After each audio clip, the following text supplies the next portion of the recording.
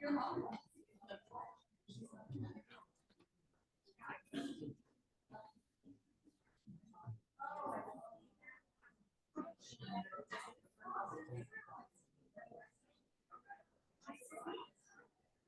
the flag. Yes, it's on the screen, huh? Yep. Okie dokie. What's that? Thank you. We ready? We're good. I would like to call the meeting to order and acknowledge that the Tumwater School District sits on the ancestral lands of the Nisqually, Squaxin Island, and Chehalis people. I thank these caretakers of the land who have lived on and continue to live on the land since time immemorial. Please rise as I lead us in the flag salute.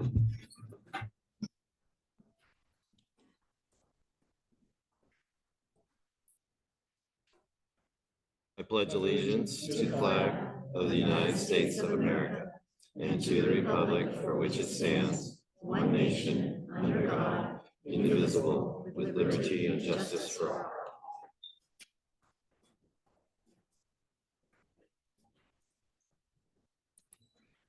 Superintendent Bogadan, have there been any changes or additions to the agenda since it was published?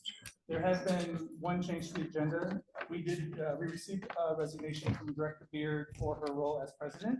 So we have added a board president election right before public comment. Okay, I have a point of order. go ahead. At the last meeting, we said that we were going to move the non-discrimination policy 3210 to this meeting, and I don't see it on the agenda.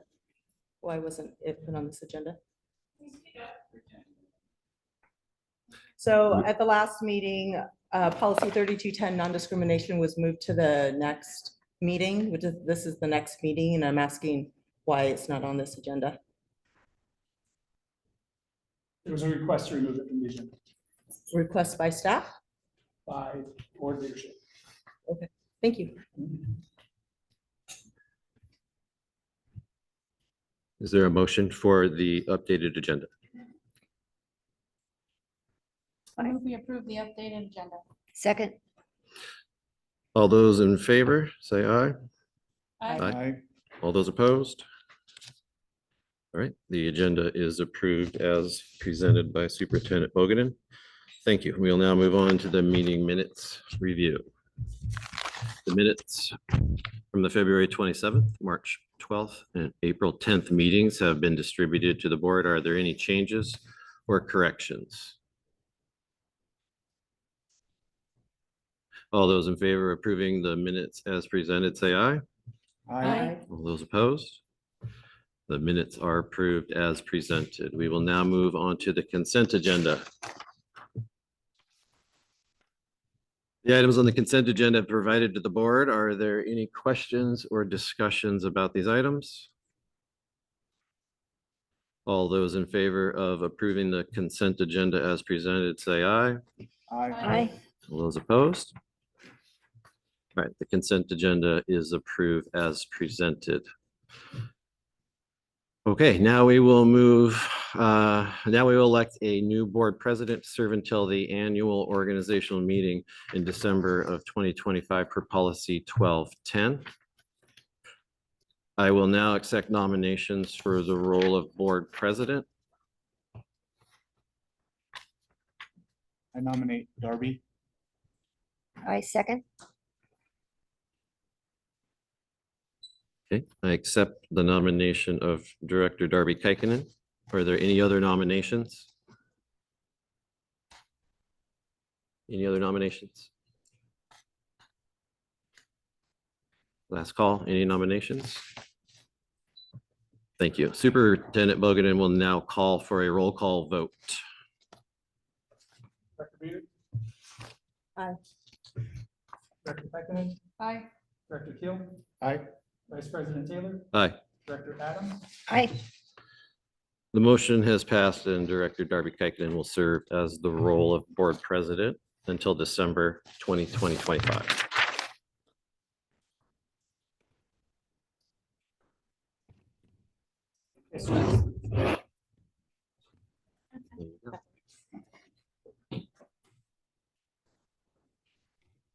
All right, we will now move on to public comment for RCW 42.30.240, TSD policies 1400 and 1430, and board governance protocol 2.15. Public comment reminder, before we begin, I'd like to remind members of the public that if you wish to have addressed the board during public comment portion of this meeting, you would have needed to fill out the public comment form available on the district website by 12 p.m. today. If you miss this opportunity, you are welcome to sign up for the next regular board meeting or email your comments to the board and/or superintendent. Contact information is on the district website. Becky, did you receive submissions? I did. Okay.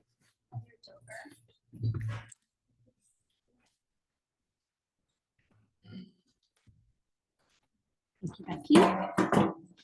I think so. Is that good? Good one? Okay. Hello, I'm Heather Dover, second grade teacher at MTS. I'm here tonight because I'm frustrated that during one of the largest staff reductions that Tumwater has seen since I started teaching here 12 years ago, we are being distracted by the latest resolution passed. It is my understanding that it was you, Director Taylor, that decided to bring forward the resolution for approval on February 27th. At the following special session, you stated that this resolution has nothing to do with any laws, presidential executive orders, or JV games, though at the same meeting, it was stated by Director Adams that the board was in a tough spot because of the executive order. The timing of your choice to bring it forward is suspiciously coincidental, considering it corresponds with complaints from parents and a high level of media attention. You state that the current WIAA policy that allows for an estimated 5 athletes statewide to compete is unfair and unsafe, despite a lack of research or evidence to support those claims. I tried incredibly hard to find evidence that supports your claim that high school students are in danger when competing against trans athletes, but the information I found was sparse and only included 2 incidents nationwide. Since you seem willing and compelled to take a stance for student safety, I look forward to seeing how you handle the improper staffing allocations for next year that will increase safety issues for many of our youngest and most vulnerable students. Since you're passionate about safety for student athletes, I would believe that you and the other members of the board would be driven to do something about the actual safety issues that we face in our district, with recent and provable data that show where and when our kids and staff members are getting hurt during instructional time. At the time of the March board meeting at MTS alone, there had been 32 employee incident reports filed this year for those who have been bit, hit, kicked, spit on, or pushed by students. The number continues to grow daily. Just today, one of our guest staff members had a lunch tray thrown at them. It isn't just our staff members. We've had 131 write-ups for student behavior this year that are coded as physical aggression. Of those, 67 were written for a total of 4 kindergarten students. Each of those students has been suspended at least one time for being physically unsafe and causing classroom disruptions. You may be wondering what the big deal is because they're 5 and 6, but keep in mind the kids they're traumatizing are also 5 and 6. Imagine if it was your own kid. Teachers are getting things thrown at them, headbutted, and bitten on the daily. Our children who witness these incidents are reenacting them in their play, pretending to be the unsafe child while the other radios for help for a teacher requested break for the student that's upset. These are what our kids are playing at school. This is not normal. They should not know how we have to radio for help. Their introduction to school has been terrifying, not fun, like it should be when you're 5 and 6 years old. Children are walking around classrooms on eggshells, terrified to say or do the wrong thing that might set off a classmate. Your staffing allocation for next year puts these students who provably need additional support daily into 2.5 classes from the 3 they presently fill. This decision increases the risk of student and staff safety, and I sincerely look forward to seeing how you choose to rectify this decision in order to protect all students and not just the student athletes in our district.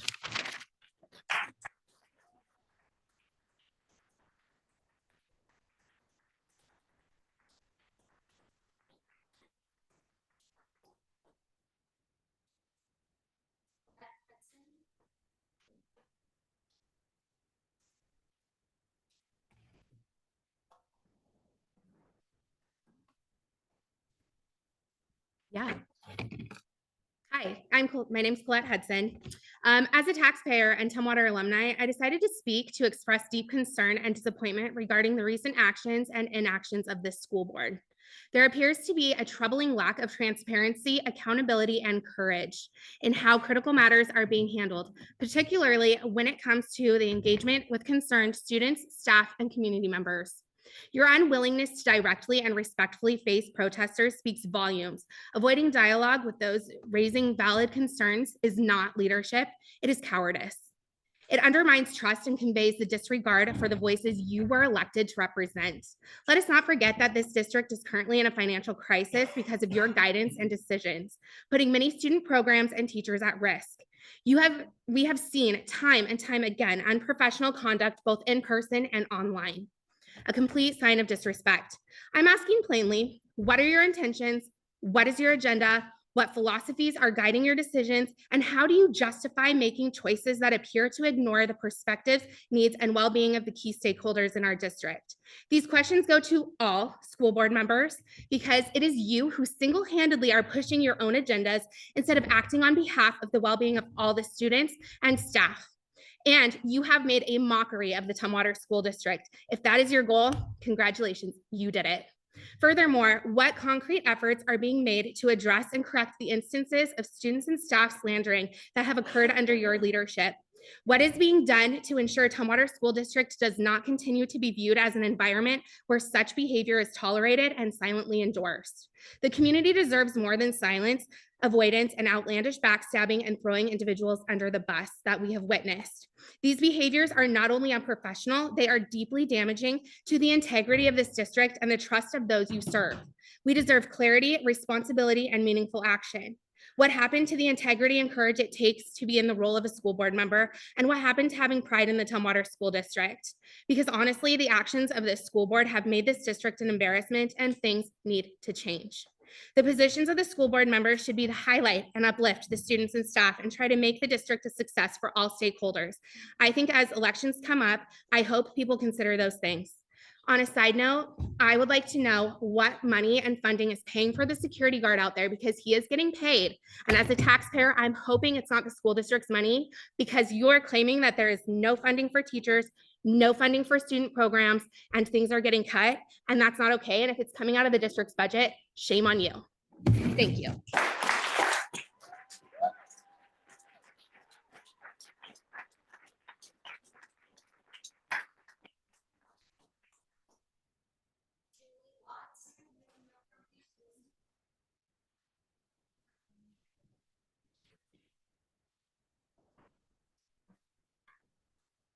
Good evening. For the record, my name is Julie Watts, and I'm a parent of a student in the Tumwater School District at AG Black Hills High School.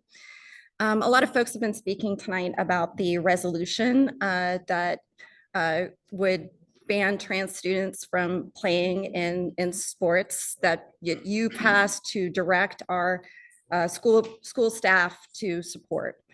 As you know, that resolution, if it were put into place, violates our state's non-discrimination laws. And that is very concerning to me. And for whatever reason you decided to pass that resolution, I'm here tonight because I want to talk about the impact on families in the district of your passing that resolution. As a parent of a non-binary student who goes to school in this district, I felt less safe putting my kid on the school bus the next day because my own school board had indicated that they don't support our state's non-discrimination laws or the gender inclusive schools policy of OSPI or our own school district policies or the words that are in the student handbook. That was deeply concerning to me and it made me feel less safe putting my kid on the bus the next day. My kid is non-binary. My kid has experienced bullying, isolation, and exclusion in Tumwater schools.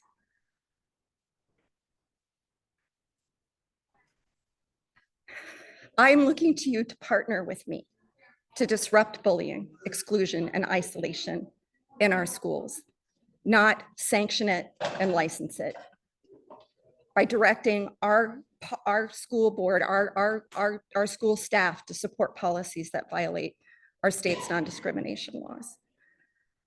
In describing your reasons for passing that resolution, many of you spoke to your own fears of being called names or being bullied. Some of you said that this is an impossible paradox.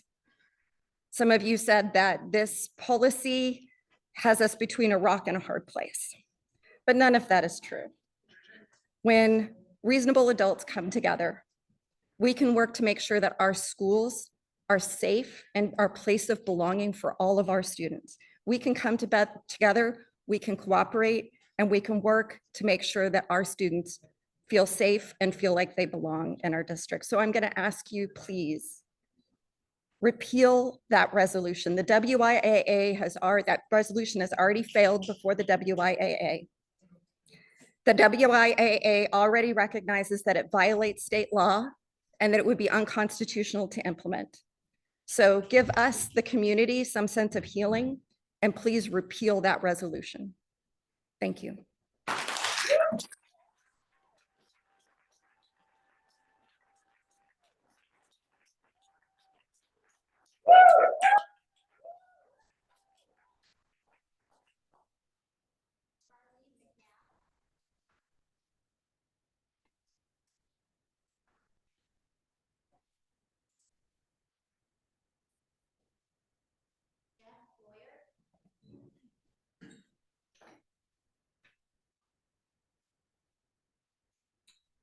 It's okay. So people can, oh, don't touch it.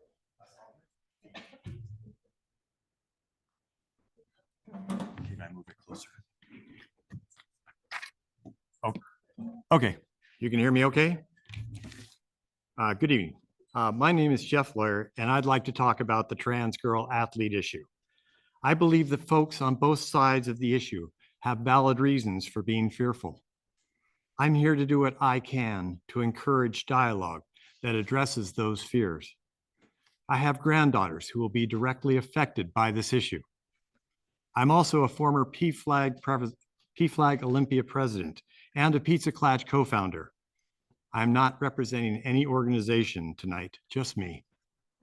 More than 20 years ago, I had a transgender mixed doubles tennis partner in USTA leagues. Amy loved competing as a woman, with women, and against women. Competing in men's doubles would have been humiliating for her. I'm a staunch advocate of trans rights, but I haven't always been. After our daughter came out, I could relatively quickly champion LGB rights, but I didn't understand gender diversity. It was such a foreign concept to me until a panel of trans folks spoke at a PFLAG meeting. Then I started getting it. It wasn't because I was unkind or unintelligent. And I think I'm in good company. This is my personal copy of Martin Luther King Jr.'s autobiography. If you read what Martin Luther King Jr. said about gays, you may be dismayed. And I'm sure he'd initially have reservations about trans people, but he was certainly not unkind or unintelligent. I don't think the people on this board are either. But you're introducing a very foreign concept to some of them.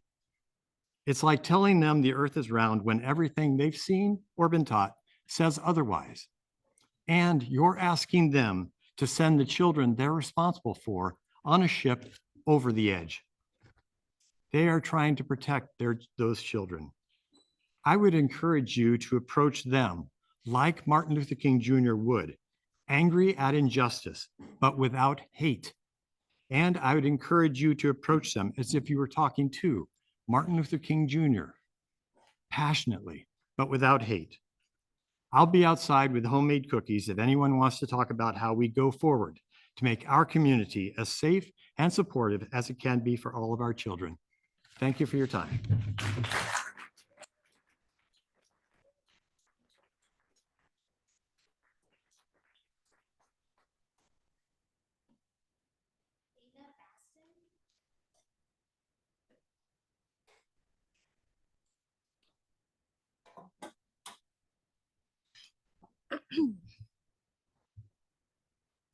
Okay. Good evening, members of the board. My name is Dana Baston, and I'm a 16-year veteran educator with every one of those years spent in kindergarten through second grade. I currently teach at Michael T., where my own children also attend and receive services. I'm speaking to you tonight, not just as a teacher or a parent, but also as someone who is deeply committed to the success and safety of our students and staff. I am incredibly disappointed to see that the district is still planning to move forward with a 1-2 split next school year. And even more frustrating is that there has been no clear communication from the board or the district about how you plan to ensure the safety of the students or the staff involved. I'm hearing from you and from the superintendent that student safety is of the utmost importance. But what are your action steps? How exactly do you plan to achieve this goal? Have you been in our buildings? Have you talked to our paraeducators or our teachers? Because from where I'm standing, it doesn't look like you have answers, and worse, it doesn't feel like you really are trying to find them. Let me tell you what's happening on the ground. In kindergarten this year, we've had students say, "I'm going to build a gun and kill everyone in here." Others have looked at their peers in the eye and had said, "I want to punch you."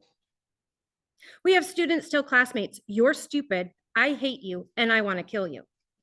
These students are having to dodge scissors being thrown across the classroom, as well as many other objects. They are witnessing their work, classroom posters, and their teachers' materials being destroyed. And our youngest learners, many of them are in their very first year of school, and they're telling us they are scared.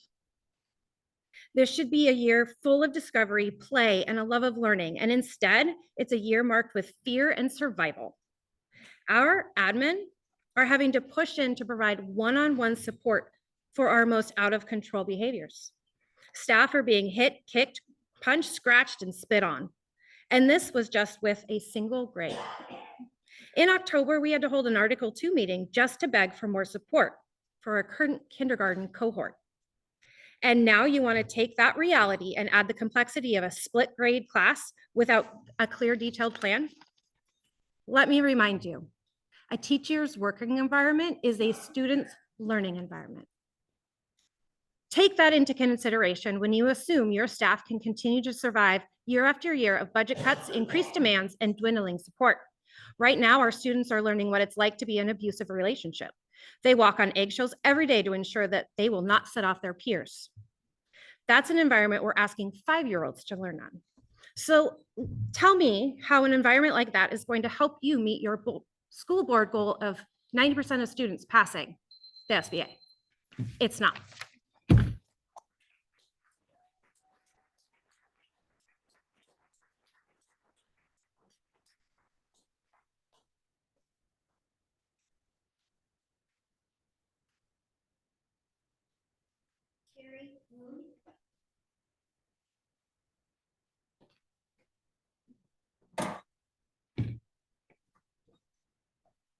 My name's Carrie Hoon, and I'm a parent of a student in Tumwater School District. The board needs to realign its actions here with our state's law and with a core belief that our children are being taught every day in our schools by our awesome teachers, that we all belong. I attended the February 27th board meeting. It was my first, when you heard public comments all opposed to the WIAA policy amendments, and yet a majority of you voted in favor of them. I looked at the district's records to understand, were you responding to researcher data? No. Had you received written communications from Tumwater parents or students asking you for the amendments? No. That would indicate that while you later raised concerns about things like safety or competitive advantage, that in fact those were not the basis for your decision. You were voting based on your own limited experiences and your personal prejudices. In doing so, the board has put our district in great legal risk because our state has already decided what its core belief is in this regard. RCW 28A 642-010, which I'm assuming you know because probably your lawyer told you about it, says that discrimination in Washington's public schools on the basis of gender expression or identity is prohibited. In March, the state attorney general's office wrote to the WIA stating it violates state law to prohibit trans students from participating in girls' sports. And ultimately, fortunately, the WIAA didn't actually pass those amendments. Good for us because it would have put us in violation of state law. Trans students have the legal right to be free from discrimination, whether that's in the sports that they play, the bathrooms that they use, the gyms that they change in, or the classrooms that they learn in. So here we are 2 months later with a board engaged in the exact divisiveness that your risk manager warned you about. And you're moving meetings at the last minute, bringing in security for folks who are remote. There's 4 deputies on the other side of the room from Thurston County Sheriff's Office, calling police on young people. Our board should be helping students feel like they belong and are safe. You should rescind your support for these amendments and oppose any action that would put the district in violation of state law. So here's what I'm going to do. I'm going to keep showing up wherever you hold these meetings. And I'll be supporting board members and candidates who are willing to do the same. Thank you.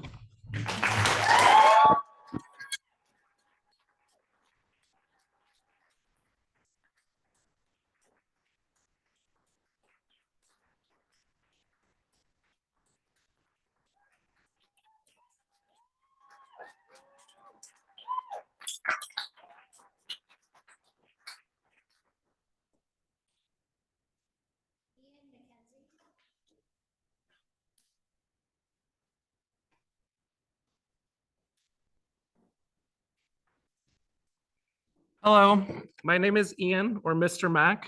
I'm a special education teacher with the Tumwater School District, and I actually went to school right here at Little Rock Elementary. Then I went to Bush Middle School, Tumwater High School. I love this community. I love Tumwater, and I love teaching here. Deeply love teaching here. It was also difficult to come back. When I was at Bush Middle School, I had my first crush, and that crush happened to be on a boy instead of a girl. I told my best friend at the time about it, who told another person, who told another person, who told another person, like many people know happens in middle school. And I started to get bullied and harassed. I would get pushed up against lockers and called homophobic slurs. At that point, I decided I am straight, and I silenced myself. I'm now older, and I will not be silenced. You may disagree with me, but I am a voice of Tumwater. When you voted on the policy that excluded trans athletes, it was a lot more than athletics. It made a group of people who is very oppressed and targeted feel less welcome and less accepted. This is a group of people where more than half are murdered or commit suicide. I truly believe that these kids today should not feel scared like I felt in middle school. And I also feel like no member of this board should have to feel scared or intimidated or harassed like how I felt, which is why the main purpose of this is to encourage people to protest peacefully, to respect everyone in this room, including people that disagree with you, to sign petitions, to vote, to participate in the democratic process, because it is really important to keep everyone safe. And I want you all to feel safe, just like I want trans kids to feel, and just like I wish I could have felt in middle school. So in conclusion, Tumwater needs to grow and evolve, but we need to do it through peace, and we need to do it through empathy, and maybe having coffee with someone you disagree with. Thank you.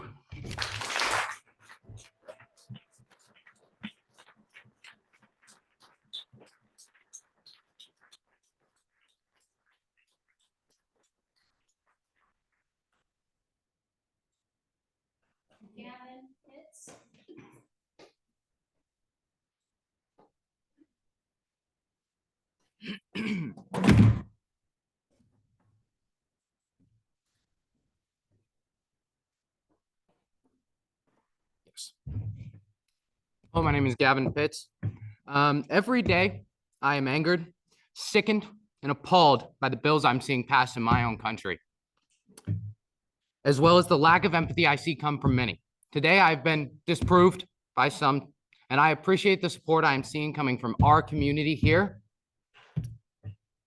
As the push for restricting legislation continues and many bills are passed that help to strip trans people of their rights and dehumanize them, intolerance breeds and hate begins to boil as gender identity and sexuality-based crimes continue to rise. As this trend continues, it is people like you and our teachers that are setting the mindset for our children in the future.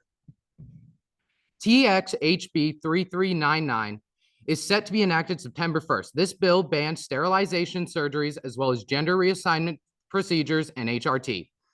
TXHB 3817 takes effect the same day and will make it a felony to make a, and I quote, false or misleading verbal or written statement to a government agency or employer regarding one's biological sex. These bills may sound extreme and they may sound like they don't apply here. However, all of these bills started in one place this year in Texas.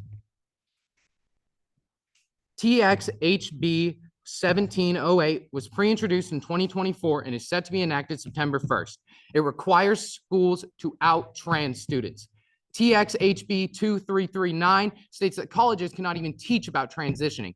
TXSB 86 forces outing trans kids, as well as requiring parental permission to join clubs with, and I quote, themes of sexuality, gender, or gender identity. And that's just a handful of 80 anti-LGBTQ bills that have been passed by Texas, according to the ACLU tracker. And these types of bills are starting to pass in Washington as well. They've been brought up multiple times. Luckily for my state, it is supposed to be a safe state for trans people, and they have been shut down for the most part. These small bills have been shown to escalate to larger ones. All of these bills started in one place, and that is the school systems. Jill Adams, you stated that schools must follow executive orders as we are a part of the US. This argument was intellectually dishonest and made in the hope that the public was too ignorant to understand how executive orders work. You may have abstained, but your words still hold weight. So I ask, as schools are not required to follow executive orders, I ask, would you have made the same argument in 1933 Germany when the Restoration of Civil Service Act was introduced? Thank you.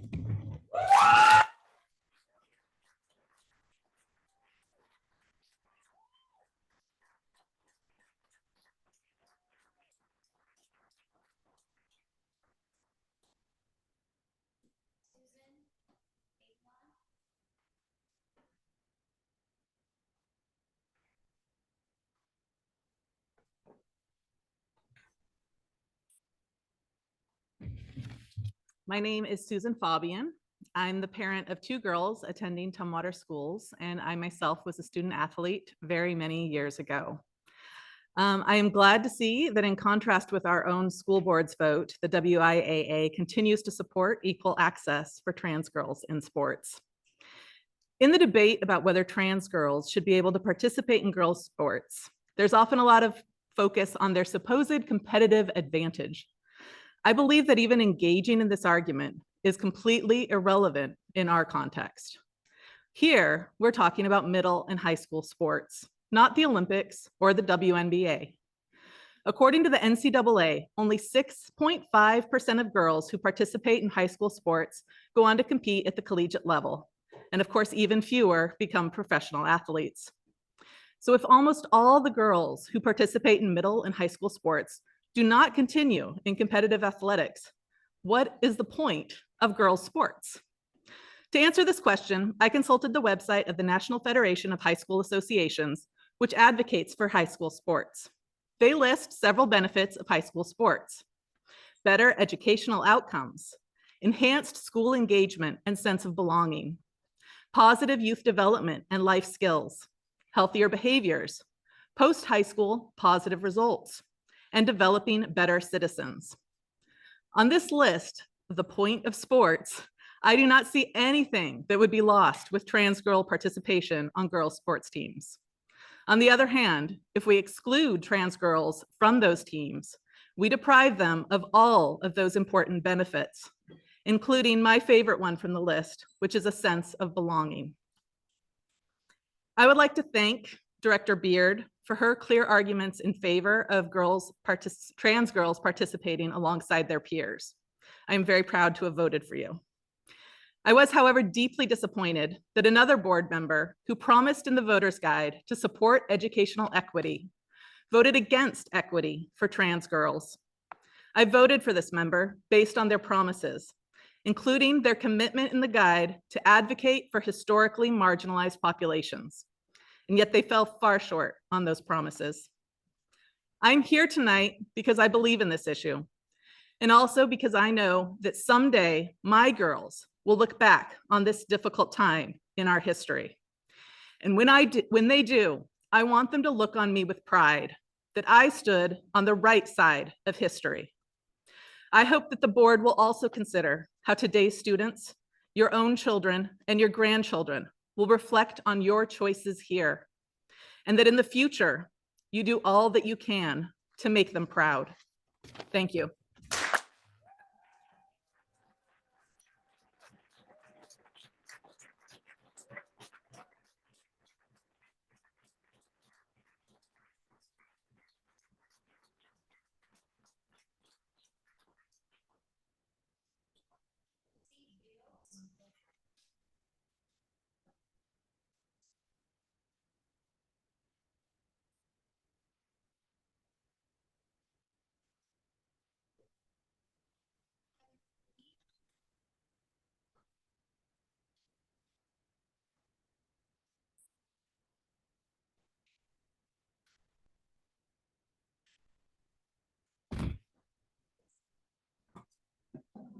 I'm being joined by Christina Dilworth.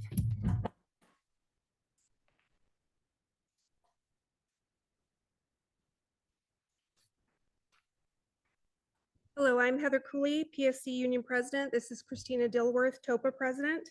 PSC, TOPA, TEA, and TAP leaders have come together recently to discuss Tumwater School District's decision to hire a new administrative position for Assistant Supervisor of Safety and Transportation, and we share some concerns. To begin, Superintendent Kevin Bogatin sent an email to all staff on October 11th regarding the district's current financial statement.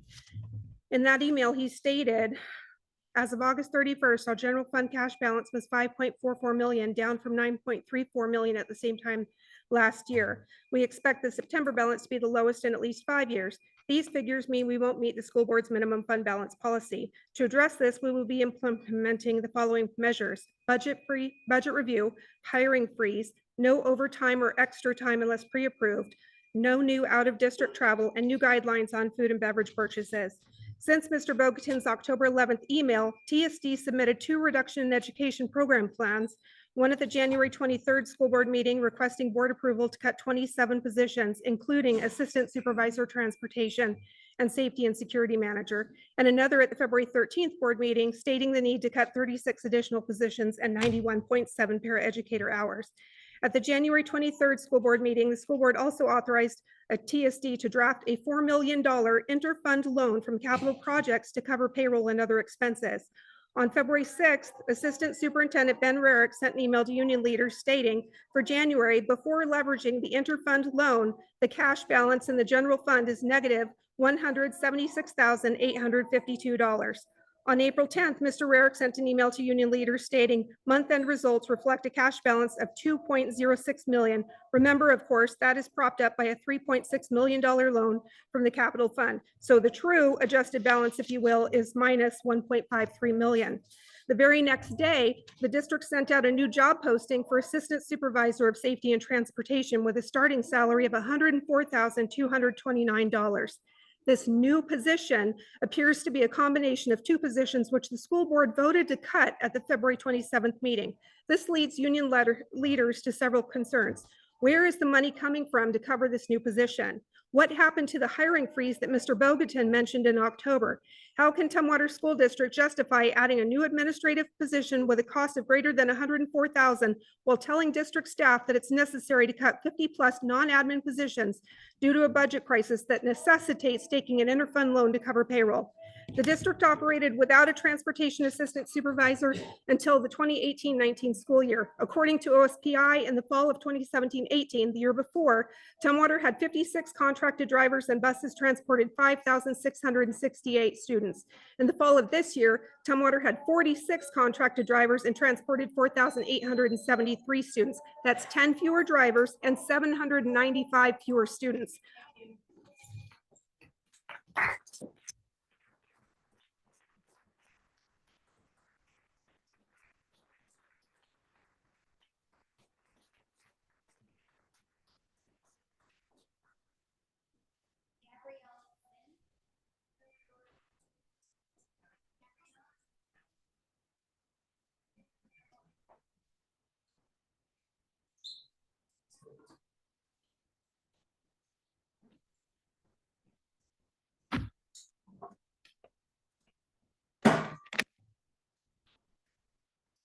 Good evening. I am Gabrielle Lynn. I am a student at Tumwater School District. I have come up here to continue to fight for the FRESH program. But before I continue, Before I continue, I would like to mention how, as a student, I am disappointed that I am up here speaking to you guys about your decisions, actions, and how you go about these actions. But I don't want to waste any more time on that. To the people in the audience, please stand if you are here in protest of the board's decisions.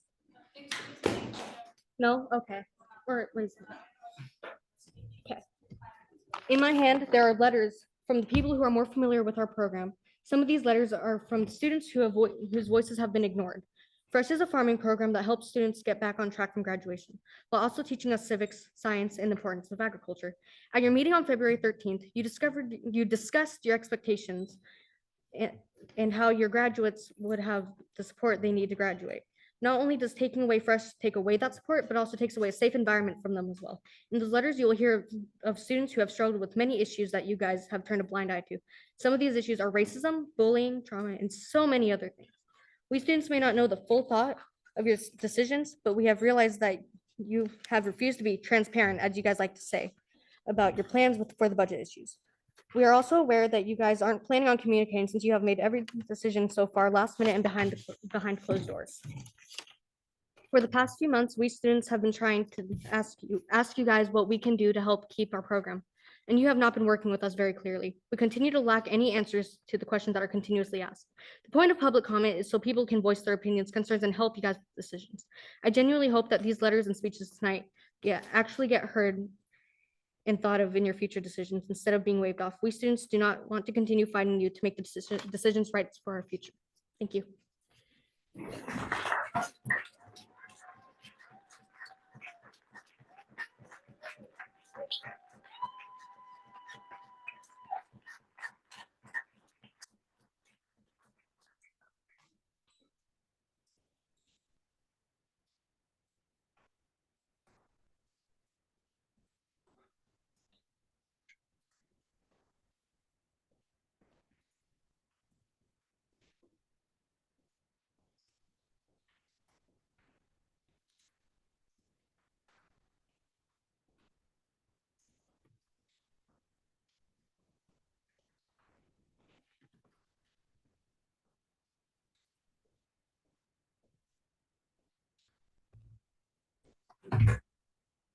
All right, thank you, everyone. We are now going to move on to reports to the board, and we're going to begin with John Halverson, Tumwater Hill Elementary Principal, who will present a school improvement plan.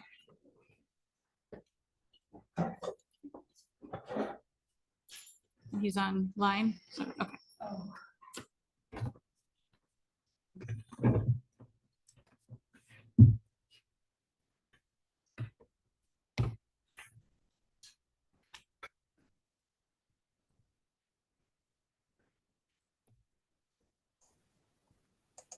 Can you hear me okay? I think I'm appearing, yes? Yep. Okay, good. All right, well, hey, thanks for having me to talk about our school improvement plan up here at Tumwater Hill. It's great to be here. Superintendent Bogatin, thank you for welcoming me, and board members as well. And board members, thank you for all the things that you do. I know that you do a lot that we see and also that we don't see, so thank you for that. Before we get into our school improvement plan, just a little bit about our school. It's good to get to know us. Are you seeing my presentation okay? I just clicked on to my next slide. No, it's not sharing it. Okay, do you have the presentation there with you with your laptops?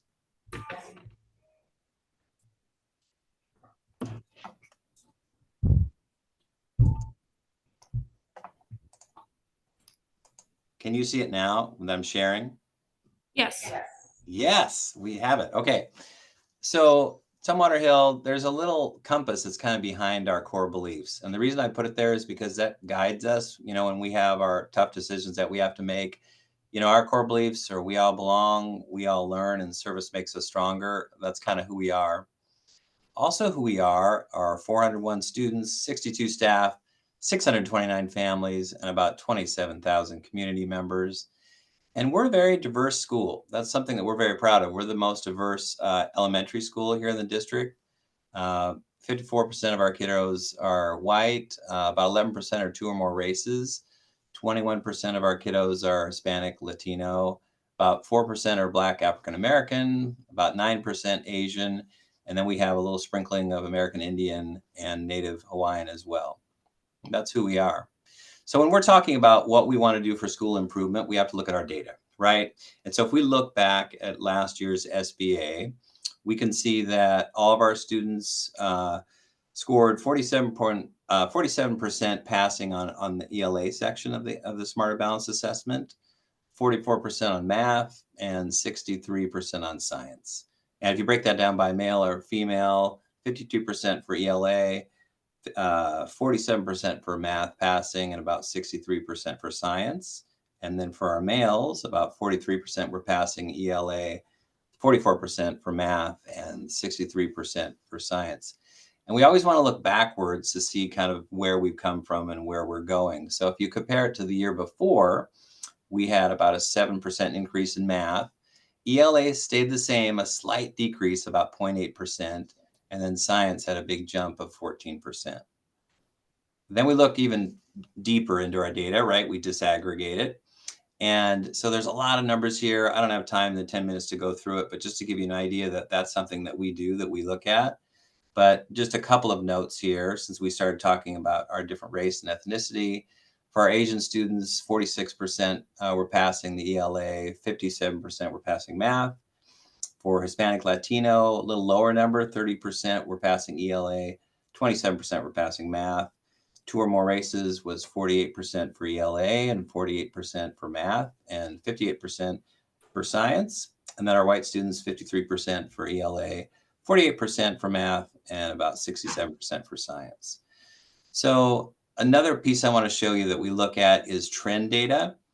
And if you look at the Washington School Improvement Framework from the OSPI report card, it's really nice because we can take a look at years past, kind of where things have been and where they're going. And you can see our different groups classified and kind of some are going up and some are going down. One of the groups that we looked at this year that was going down slightly was our Hispanic Latino students. And so we saw that slight word downward. So we talked about what we wanted to do about that. And I just wanted to share some of the interventions we decided on. So we always want to lean on our ML services here, right? Assessment, support, that's a great place for multilingual to help. That's one of the ways that we leaned into our students this year. For language development, we did some training and some work in IMSE, fancy way of saying multisensory education for our kindergarten through second grade students. So multisensory, that'd be like audio tapping out the sounds of letters or tracing the letters with fingers or movements for vowel sounds with the mouth. Really some good research there and some great things that we did this year. We also did all staff GLAD training, which is a language acquisition thing. That's something we do for all of our students, but that was also something we thought might help our Hispanic Latino kiddos. And then of course, we wanted to lean more into just establishing relationships with families and embracing culture. So those were some of the steps that we did in response to some of that downward trend. Now, all that led up to us deciding, okay, what are our 2 main school goals for the school improvement plan? We know school board says, look, reading's really important. We want to have our kiddos reading by the end of 3rd grade. So we, in the area of reading comprehension, we said, okay, look, we want to take our kids that are 1 grade level below. We want to increase at least 10% of those kiddos to passing at grade level. And then in math, we decided to go with numbers and operations, looking at our data. Same goal of taking 10% of the kids who were at 1 grade level below and moving them up. Well, we don't have the SBA results yet this year, but what we do have is we have our Ready Math and our Ready Reading data. So if you look at the number of kids who are passing in math for numbers and operations in the fall, 24% of our kiddos were on grade level. But at winter, 44% are at grade level. So we are surpassing our goal right now, which is great. And I have every reason to believe that that trend is going to continue. And we're going to have a lot of kids, quote unquote, in the green at grade level in numbers and operations. Super good news for our reading comprehension as well. In the fall, our kiddos were scoring 31% of them were passing in comprehension on grade level. And in the winter, our data was great. 56% of our kids were passing. So we had a big jump there. And I think that's just going to continue way on up. So what is some of the work behind all of this? Well, I put up some of the things that we're doing in our school. There is a lot that a lot of people are doing. I don't have time to talk about all of them, but I want to highlight a few.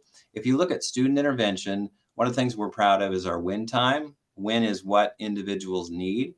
That's every day. There's 30 minutes set aside in math and 30 minutes set aside in reading where kids get that extra what they need. So if a kid is lacking a certain skill, that's where teachers or extra support can go right to that student in a small group or individually for that specific skill where they're getting, where we know about it from our data. Okay, let's say a kiddo has the skill too. That's another time of that every day where that kiddo can move above the curriculum. So we're really proud of that. we're always looking for extra supports. We know that maybe we don't have enough to serve our kids, so we have to go out there and get it. We're proud of a partnership we made with South Puget Sound Community College this year, where we hired 2 students who are coming in and they're working 20 hours a week with our kiddos. And Sheriff Florick and I, our lab teacher, fabulous teacher, we sat down and we looked at what are some of the skills that kids are missing? What are some of the specific things that we need to do? We have these college students that are working with those kiddos. We've trained them up on district curriculum and we're just targeting those. How is it getting paid for? Well, we have a grant that's a federal grant that's through South Puget Sound. We're really proud of it. We're trying to make it bigger next year, not just for our school, but also for our district. Wendy Bromley was great. She helped with this year. And so we're hoping to continue next year and make it bigger. Data analysis protocols. So every Friday we get together, super valuable time for our teachers because they look at the data and they see where the kids are and what we need to improve. Who is benefiting, who is not. It's a great, great way to track growth and make sure things are going. And one other area right there under service, service is big at our school. We have a fall service day for kids and a spring service day, but you can see our volunteer hours there. I asked teachers, tell me how many hours you've got this year. And so far we've had 686 hours of people coming in helping. And that's something we work really hard at. Okay, that's the work, but who's doing it? Well, there are a lot of people doing it. It's Team Tumwater Hill. And I'd love to name every single staff member at our school. I can't, but I can talk a little bit about them. They're amazing. They do magic. Our office professionals, paraprofessionals, lab team, students helping students. PTA leadership is amazing here. Family volunteers, custodians, cooks, nurses, our specialists, counselor, grade level teachers, special services team. So much magic going on by so many wonderful people here at our school. And that's what we're doing with our school improvement plan and what we're after. Thanks for letting me share. Any questions? Thank you. Any questions for Mr. Halverson?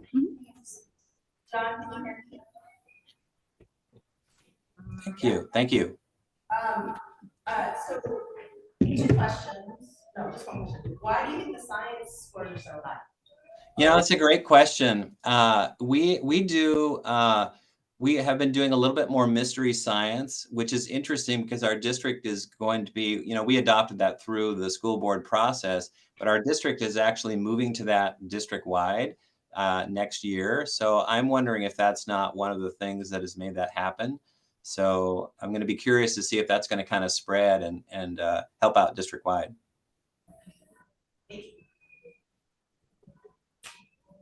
Other questions? All right. Thank you very much. Appreciate it. Yeah, thank you. Thank you for your time. You bet. All right, next we will have Misty Hinkle, Director of Elementary Education, will do the school improvement plan for Black Lake Elementary.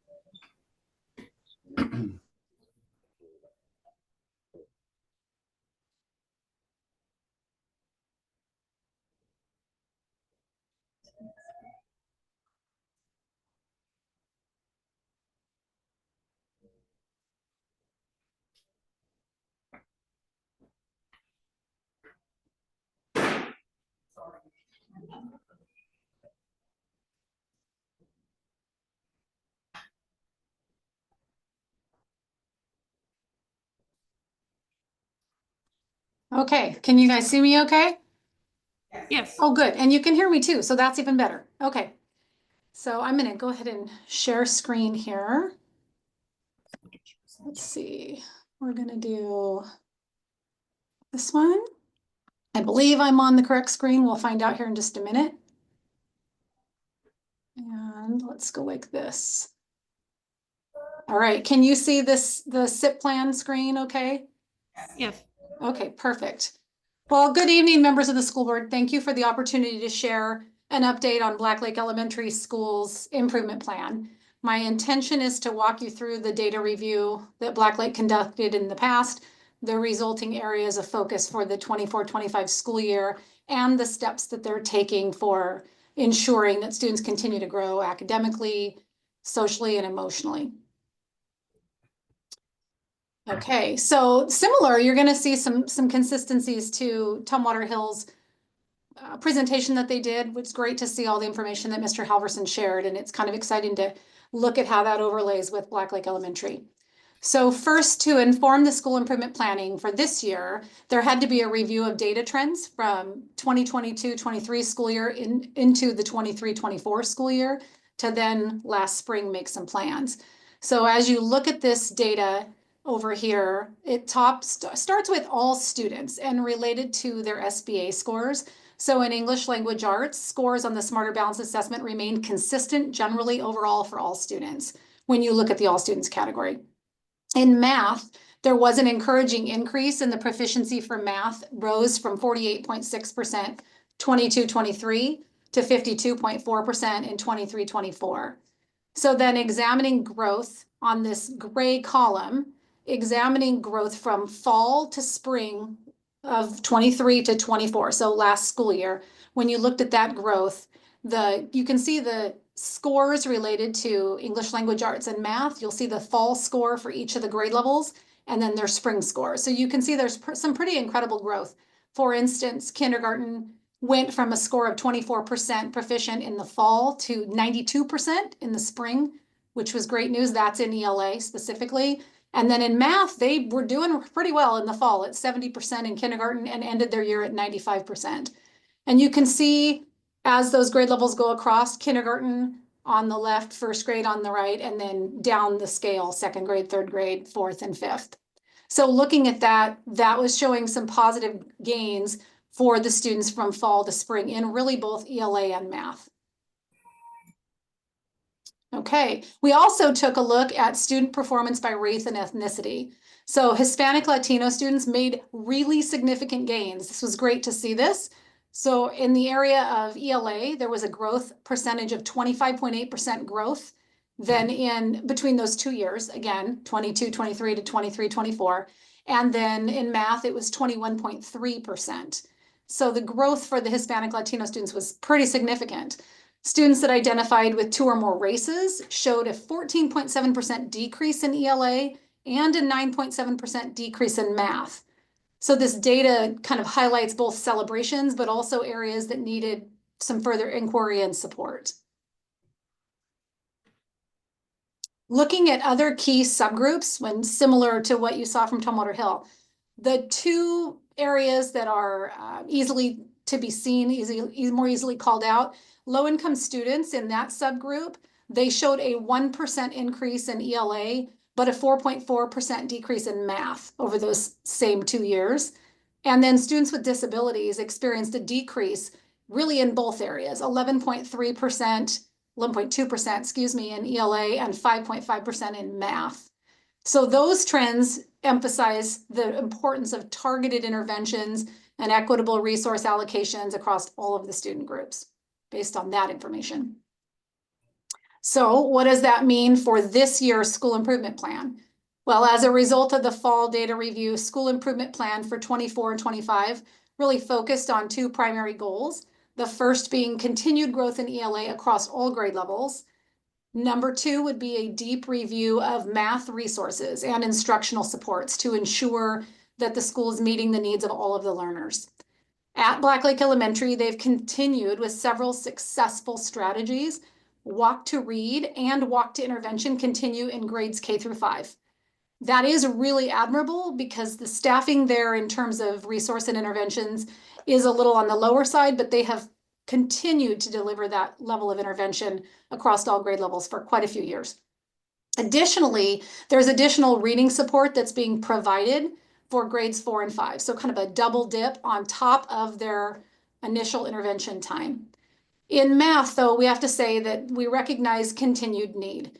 There's low resource levels in terms of time, materials, and personnel, and that does make it an ongoing area of focus and still a challenge. So the implementation, we believe in being intentional with strategies. Some of the ways that Black Lake is doing this includes similar to Tumwater Hill, using a data analysis protocol for both reading and math, reviewing short cycle goals, setting those goals for 4 to 6 weeks, coming back and reviewing progress and making instructional changes. There's progress monitoring that goes on for students and using that data also to inform instruction, and working closely with the student intervention team to ensure that students are being served appropriately and effectively. We do know that strong instruction begins with strong professional learning. That's a really big portion of the puzzle. All certificated staff and classified staff at Black Lake Elementary in grades K through 2 and the paraprofessionals that work with those students have been trained in the science of reading practices through the Institute of Multisensory Education, which is, we call it IMSE. This includes work in phonemic awareness, phonics, vocabulary, fluency, and comprehension. And some other things, staff continue to engage in professional development in Ready Math, attending different district level trainings. The staff there are also training similarly to Tumwater Hill in guided language acquisition and design, or GLAD strategies. And most recently this year across our district, so it's not just unique to Black Lake, but Black Lake teachers did participate. Cluster model teachers that cluster the highly capable students attended the National Association for Gifted Children convention to better support the high-cap learners as well. Black Lake is also grateful for the many ways that their community supports them. For instance, there are an inordinate number of volunteers that work at Black Lake Elementary side by side with classroom teachers, supporting interventions, and often that includes in math, trying to sort of fill that hole. They also partner with WISE for wraparound student services, Care Solace for mental health support, Together for basic needs assistance, and Black Lake McLean Fire Department is actively involved as well to participate in major school events. So the 24-25 timeline, when you look at how this year kind of played out, there's fall data collection and then a review of that last October 24, winter data collection and review February of 2025, spring data collection and a review this coming May will be that next round. And then there's kind of this end of year review with site team May, June 2025. Usually in the spring, in that time frame, there's some time to put together an outline of the school improvement plan for the fall based on your most recent data. But I'm going to say that probably in this situation that may be postponed a bit into August or September with working with the new principal, the incoming principal, Kyle Grunenfelder. Staff there are very excited to have him join on, and I know he's got some great ideas about how to move these things in the positive direction.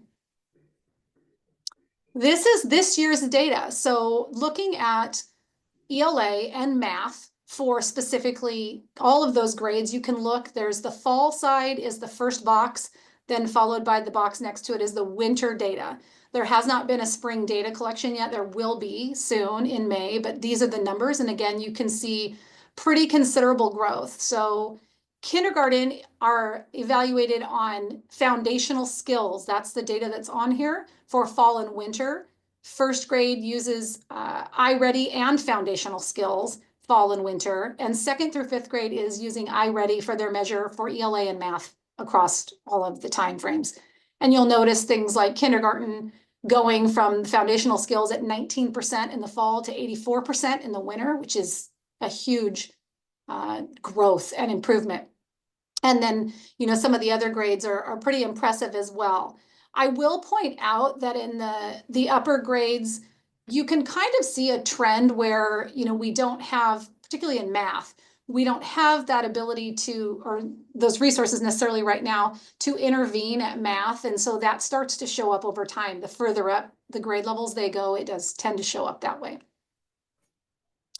And then I'm going to give you a chance for questions, but before I do that, I also just want to take a minute to recognize the strong and steady leadership of Linda O'Shaughnessy, who stepped in this year as an interim principal during what was absolutely a challenging year. Her work has been instrumental in ensuring a smooth, positive transition for staff, students, and families. Black Lake Elementary remains deeply committed to serving all students. They're proud of the progress they've made, the professional learning that's been embraced, and the partnerships that help everybody do their best work. There's a clear plan, a strong team, and a supportive community, and I am confident in the direction they're headed.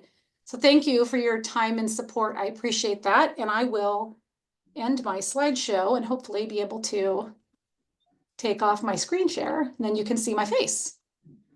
Any questions? Thank you, Misty. Any questions for Misty?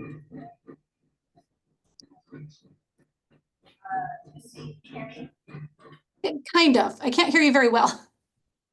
You kind of answered the question about the math question. And, well, actually, I want to go back. I also please give our appreciation to Linda because she has come in and done a great job. So thank her for me. Also, I noticed that about the math as they got into fourth and fifth grade. Have you guys come up with a solution for that? So it really, if I understood what you asked, Melissa, because I can sort of hear you, but not very well, it sounds like you were asking about solutions for math. Does that sound? Yes. Okay, I just want to make sure I'm addressing the right thing.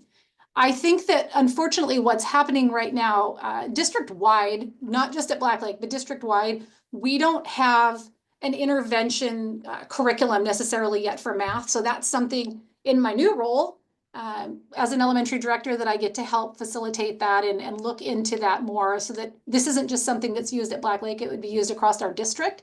And that might answer a lot of those challenges. Thank you. Yeah.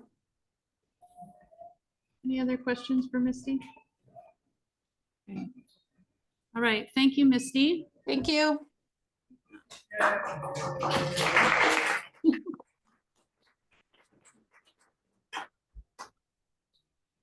All right, so for those of you in the room and also online, we're going to pause for just a couple of minutes because there is a disruption that is happening that's making it very difficult to hear the presenter and for the presenters to be able to hear us when we have people come up and sit down here. That's going to make it a lot more difficult. So see if we can do something about this. Thank you.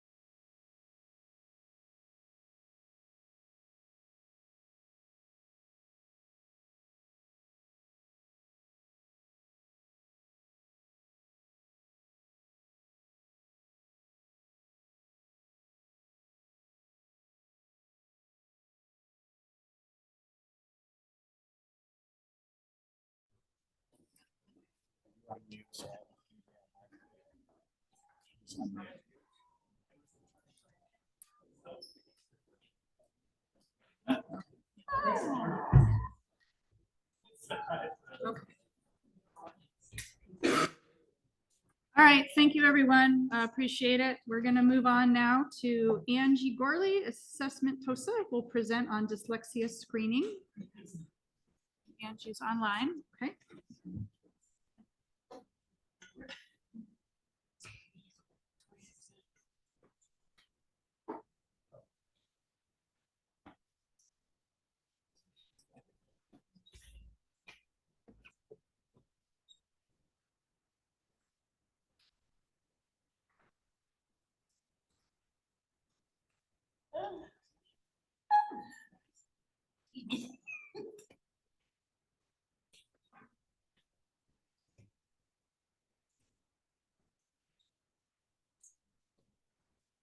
Okay. Someone have a connection with Angie? Megan? Angie, if you are able to hear us, we need you to unmute your mic.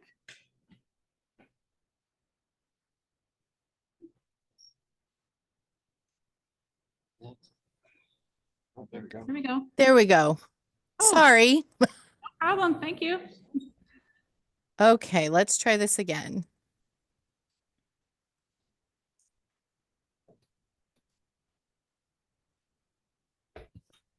Okay, can you hear me?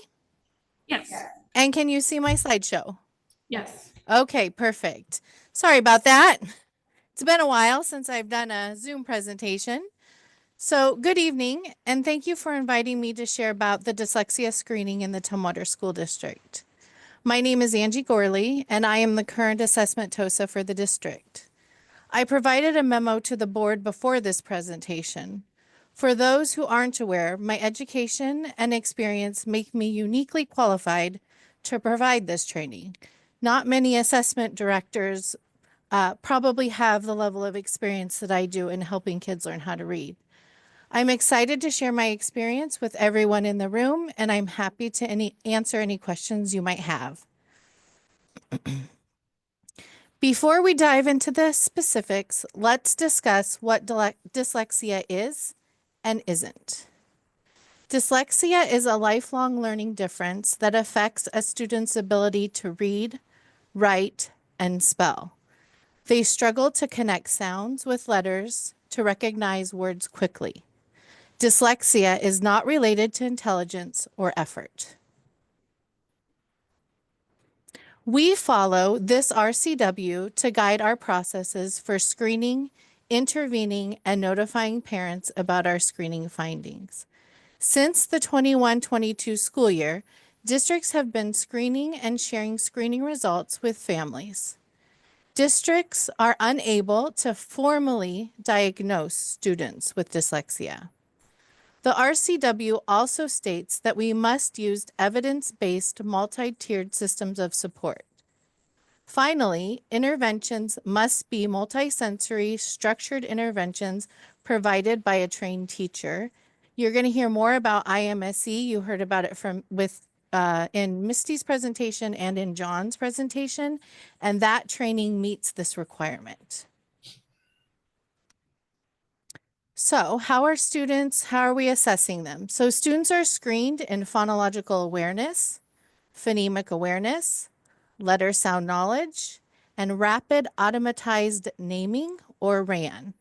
Students in grades K2 are screened during the winter testing window. New students in grades K5 are screened and received intervention or enrichment based on their needs. New second grade students are screened for dyslexia within their first 4 weeks in our district if they arrived after that winter testing window. Students in grades 3 through 5 can also be screened at the request of a teacher or parent. So, what are some changes we've made to our practices? Here are the changes we've made. We've moved from rapid automatized naming RAN in iReady to purchasing the RAN RAS, which included rapid alternating stimulus. The RAN-RAS allows us to gather more information for families. We've also changed our messaging across the district. This is my second year back in the Tumwater School District. I started my teaching career here in 2022. And when I met with the LAP and title teachers to discuss how we were sharing it, everybody was sharing it a little differently. And we decided that we needed some consistent information going out to families. So I created letters with review from our title and LAP teachers and our K2 teachers. We started collecting information about family history. Dyslexia can be hereditary, so knowing the family history when available is helpful for teams to have. I created some talking points for teachers to use to help them facilitate the conversations with the letters that went out to families of our watching and our at-risk students. I also cleared up misconceptions around identification. Some teachers felt that the RAN-RAS was the sole method for identifying students. While it's an important part, it's crucial to consider all of their data for accurate identification. So here's our data. So this is a visual of what our data looks like this year. When screening students, we place them into 3 different categories: at risk, watching, and not at risk. Dyslexia typically affects 20% of students. When I look at our data, it shows the importance of early intervention. We are closely monitoring 27% of our students, but only 9 are showing significant challenges when it comes to learning how to read. It's important to note that this does not include students who are already receiving special education services in reading or are multilingual students. How did we make the decisions? So first, I reviewed the data for each student in grades K2 and made the initial decisions. I then shared my decisions with the Title I or Learning Assistance Program teachers for their review and suggestions. In the end, classroom teachers were given the final say before I created the letters to send to families.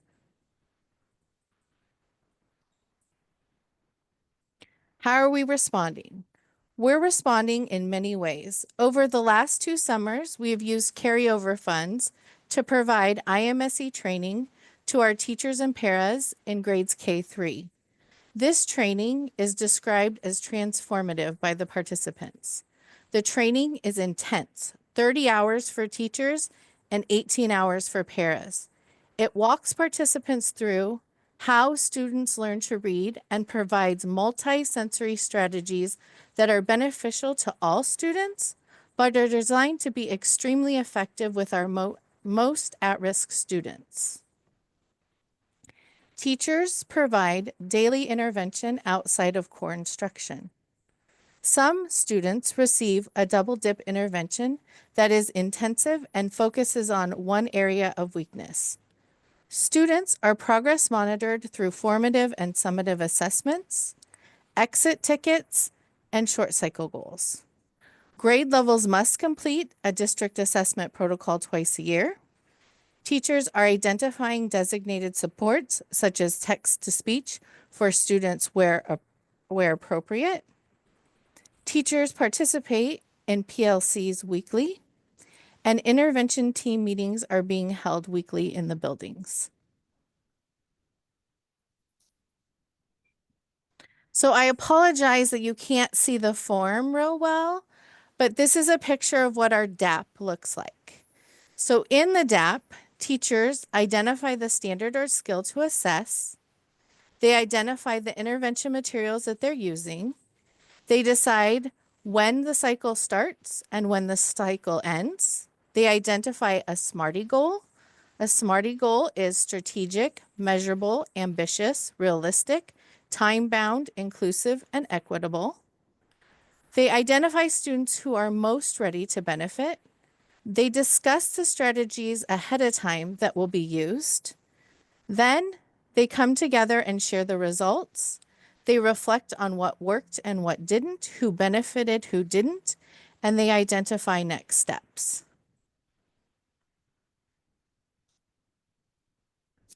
I had the pleasure of attending a first grade PLC meeting at Black Lake where they were discussing the results of their first district assessment protocol. Their goal focus was phoneme segmentation.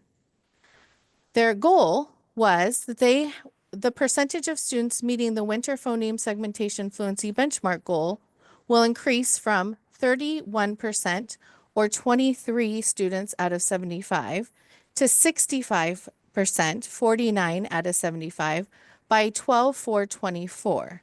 So again, their initial data, 31% of the students met that benchmark. They had 69% of the students who did not meet the benchmark. Their post data showed that 91% of their students met the benchmark. By including their lab teacher, they were able to move an additional 42 students who were not identified by classroom teachers to focus on. The lab staff implemented the same strategies to their students during their intervention time and were able to support with a double dip opportunity at a different time in the school day. 9% of the students did not meet benchmark. That is an incredible amount of students that they moved. What was more powerful was the conversations that they had after analyzing their data. They talked about that one student didn't benefit from the instruction as much as the others, so they were going to move forward with a student intervention team meeting. One teacher identified a vowel issue that a student in a benchmark category was having, and they decided to administer the full RAN-RAS and monitor that student for memorization. They discussed options for their next goal, and then they planned to focus on the 9% of students until the next round of testing. Next steps. What do we need? We need to train our K2 teachers who have not been trained in IMSE. Then we need to begin to train our 3-5 teachers in IMSE morphology. They are begging. Some of our third grade teachers have had the first IMSE training, and they are so excited for the next round of training, which focuses on multisyllabic decoding. We need to adopt reading materials that closely align with the science of reading. Our tier 1 and tier 2, our tier 2 and tier 3 interventions need to be realigned, and we need to think creatively about how we support teachers in understanding the data and using it to complete short cycle goals. Are there any questions? Thank you very much. Any questions?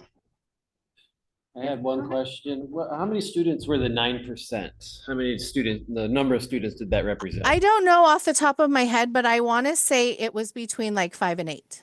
Okay, so a small enough group where you could manage that follow-up specifically to whatever they might. Yes, yes. Thank you. Mm-hmm. Anything else? Right. Thank you very much, Angie. That's wonderful results. I really appreciate the level of detail as well in terms of the assessment and then kind of the next steps and evaluating what you learned from it. So thank you. You're welcome. Thank you so much for having me tonight. Next, we have Ben Rarick, Assistant Superintendent, will present the QBAD mid-year report.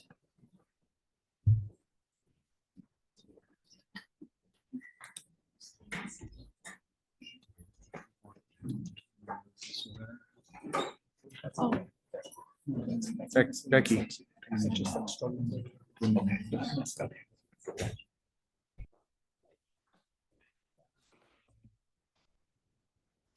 You're a second.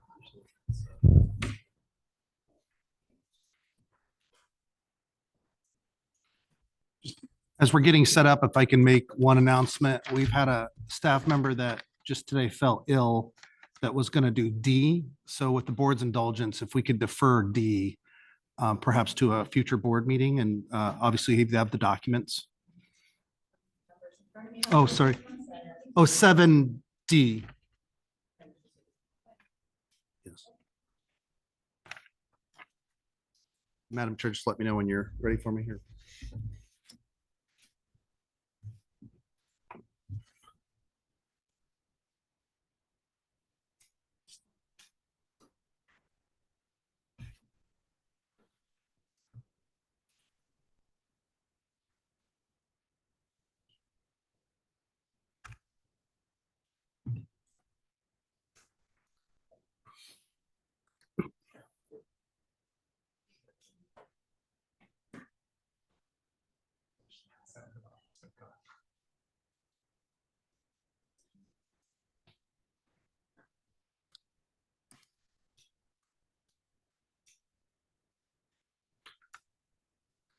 Maybe I should start and then we'll pull them on as I get after the first two slides.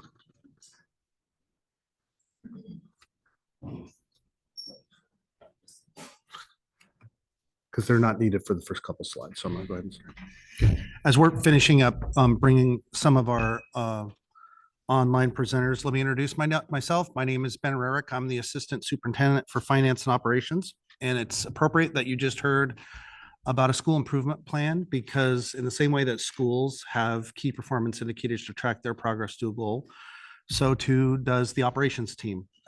We spend a lot of time developing and tracking indicators to measure our progress. And tonight is, we've had a year where the financial data hasn't always told a great story, but tonight there are some successes and celebrations in this data. And I want to take a moment, even if they're not quite online just yet, to call out the team who will be available for questions as these slides go forward. Since I'm here physically, it's easier for me to present the slide, but they're going to hear any comments that you have and are available to answer any questions that you may have. And that includes Mel Murray, Brian Hinkle, Buildings and Grounds.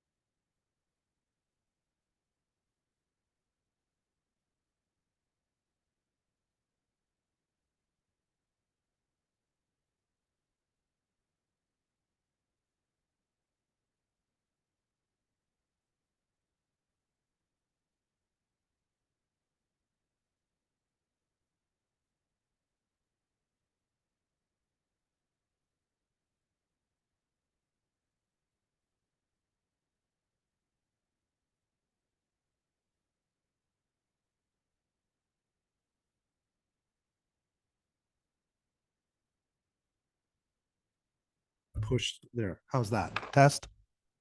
Test. Okay. And now that Bob can hear me, I want just to recognize Bob publicly for the work that he did in helping us advocate for all of our schools to be part of that program. The next few slides highlight where we're at with our child nutrition program. The first slide shows the 1-year change in breakfasts and lunch served. You'll see that we're up 43% in breakfast and 16% in lunch. That's a huge jump, and it's not altogether surprising given that this was the first year that a lot of kids could eat for free in that program. The next slide, I don't have them numbered, but it's the next slide after. There you go. Thank you. Breaks that down by school. And it breaks it down for lunches, and then it breaks it down for breakfasts. You'll see a similar trend for both meals, and that is you see huge year-to-year gains at the elementary level, and more or less flat at the secondary level. Again, makes sense, right? Because now you're seeing the impact of that state program that provides free meals. And next year, we would expect to see even more growth now that all of our schools are able to participate. Some schools like East Olympia, Tumwater Hill, for lunch, they're not quite double, but they're in the ballpark of double. So it's been a pretty profound impact to the program. And again, kudos to Bob and his team for getting all of those meals served.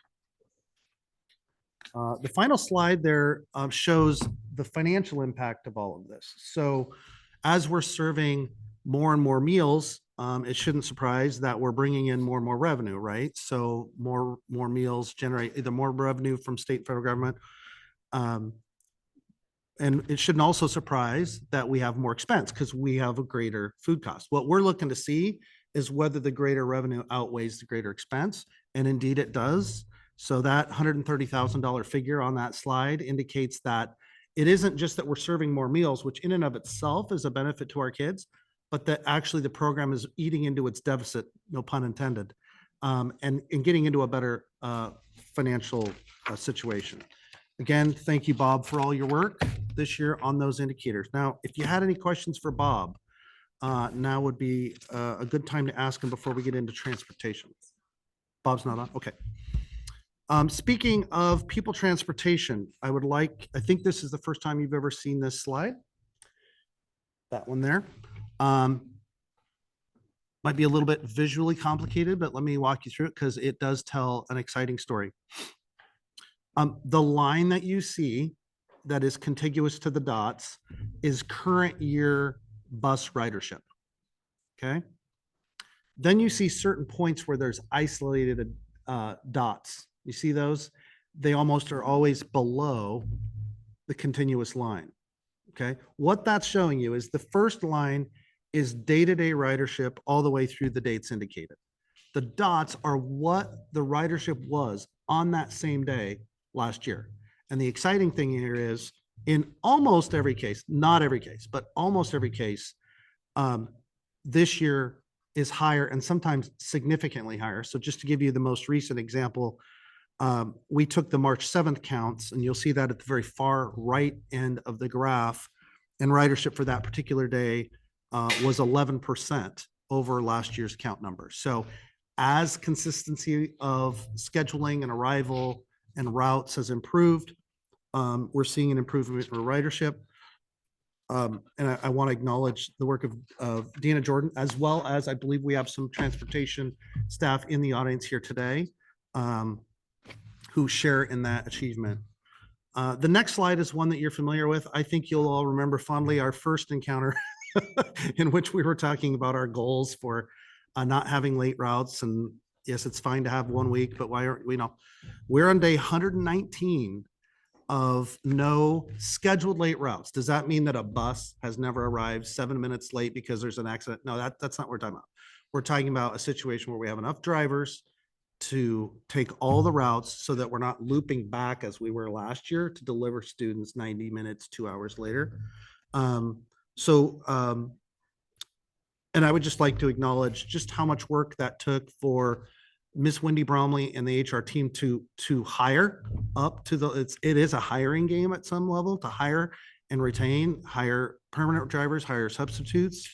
That's a huge part of this, as well as the work that Dina is doing with the program. I want them to be acknowledged for that work. Dina, are you there? I am here. Okay. Any questions for Dina at this time?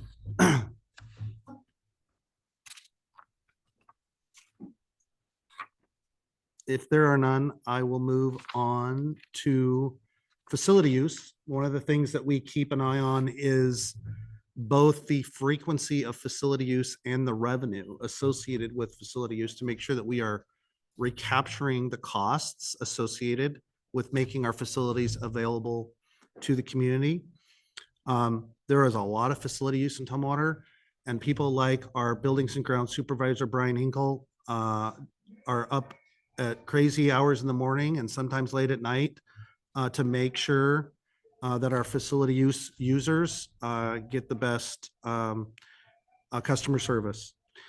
This basically shows that we have 3 very high volume facility users in our district. They're up in the upper left-hand corner of this graph. Tumwater Parks and Rec, our TCYF football group, and South Sound YMCA. We're at $116,000 through February in terms of external facility use. But the next slide, I think, is even more interesting because we think of external facility use when we think of facility use. Depending on the month, we actually have more internal facility use than external facility use. And so the pressure that this puts on our hardworking custodians to cover all of that, all of those events, for Brian and Robert and his team to schedule all of that is really quite an endeavor. I think people don't realize the sheer volume of facilities that we have in Tumwater, and we're proud of that because it's a way that we serve our community. One of our growth areas, and we're very clear about this, is custodial attendance. Our custodial attendance is still too high. We're aware of that as a team, but one small victory here is that it has been declining ever so slightly. We're down from our high point of October and December through February, and I believe the March numbers also go down slightly. This is nowhere near where it needs to be, but it is trending in the right direction and remains a focal point for the district. With regards to energy use, I don't remember which board director asked this question, but it did come up, I think, in a budget work session where we were talking about our ability to save money with regards to energy. And this was the slide I was referring to at the time. The story that this tells is that the district is using less energy, which you see on the far right graph, but the cost of energy per unit continues to go up. So even as we conserve our energy use, we continue on a nominal dollar basis to spend more just simply because cost of energy is going up, something we've probably all experienced in our household budgets as well. The next slide, yes, that one illustrates some capacity issues at our buildings. One of the things that Mel keeps a close eye on is, okay, what is our capacity for students in a given building? How many students do we have in those buildings? And how many students do we have in portables in those buildings? And we're seeing a consistent trend no matter what month we look at, which is that we continue to have a lot of untapped capacity at Black Hills High School. Peter G. Elementary and East Ole are the 2 schools where they're bumping up against capacity, in some cases over capacity, and making use of portables to alleviate that capacity pressure. Next couple slides are some budget slides. This one pertains to our legal expenses. Thank goodness I took this in February. I'm not sure it would tell the same story today. But there was a very concerted effort to bring down our legal expenses this year. And through February, we were down almost 80%. We have incurred some legal costs here very recently that just in the interest of full disclosure, I don't want to present this and make it seem like that would be true today. Probably isn't true to get today to this extent, but it would still be down, and it does reflect a intentional effort on the part of the district to be very mindful of picking up the phone for a purpose, be intentional rather than having, weekly phone calls or things that we don't necessarily need to use private attorneys for.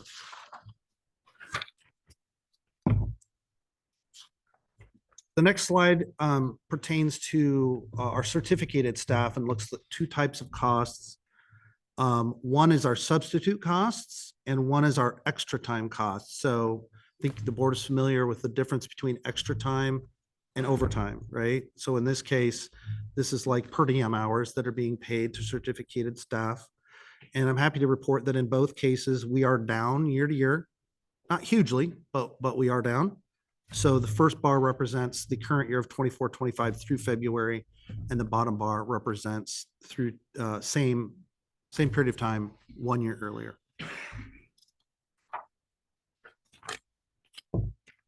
And this starts to break down a little bit our overtime. So you remember that we went out in October with some directives to our teams about overtime. You know, we talked earlier in this presentation about situations where, for example, facility use, you know, if there's not a sub available or if somebody's out sick, it's not practical and in some cases not consistent with the contract to just say no overtime, because in some cases overtime is the only way by which that service is provided. But there were ways that we could be more intentional in this space. The one place where we've seen a huge difference is what you see there in the middle of the page, which is transportation. Transportation is down over 40% year to year. And again, I would like to acknowledge the fact that a great deal of that is the human resource side of transportation, right? Being fully staffed, having the ability not to backfill is one of the ways in which you avoid overtime. And so that completes this presentation. For all of the members on the team that are on, Kira Acker, Mel Murray, Brian Hinkle, Robert Kuhn, Dina Jordan, and Bob Gibson, this represents a tremendous amount of work on their part to get this up and going.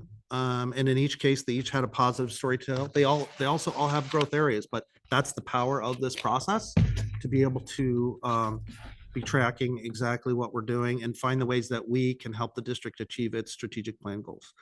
Happy to take any questions that the board may have.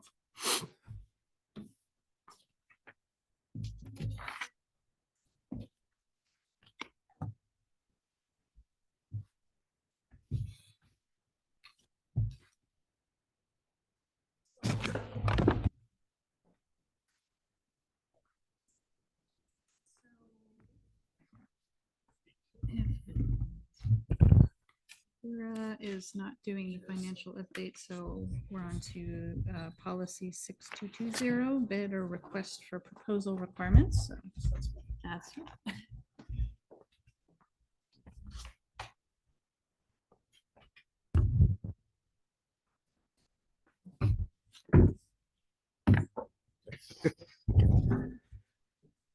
Okay, I am completely prepared for this.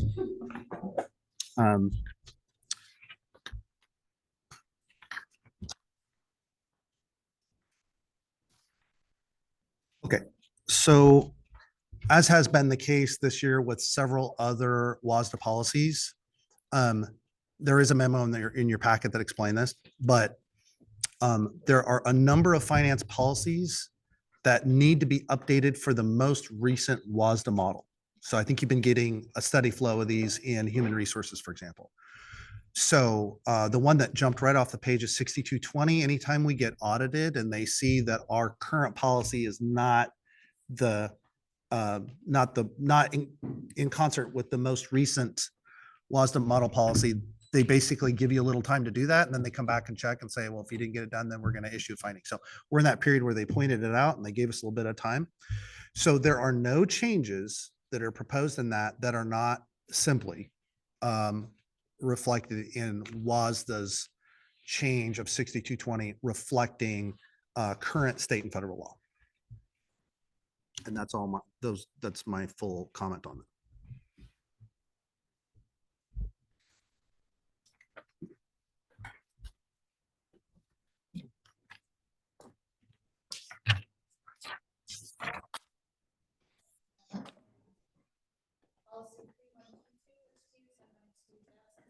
Policy 5207, prohibition of harassment and intimidation of students.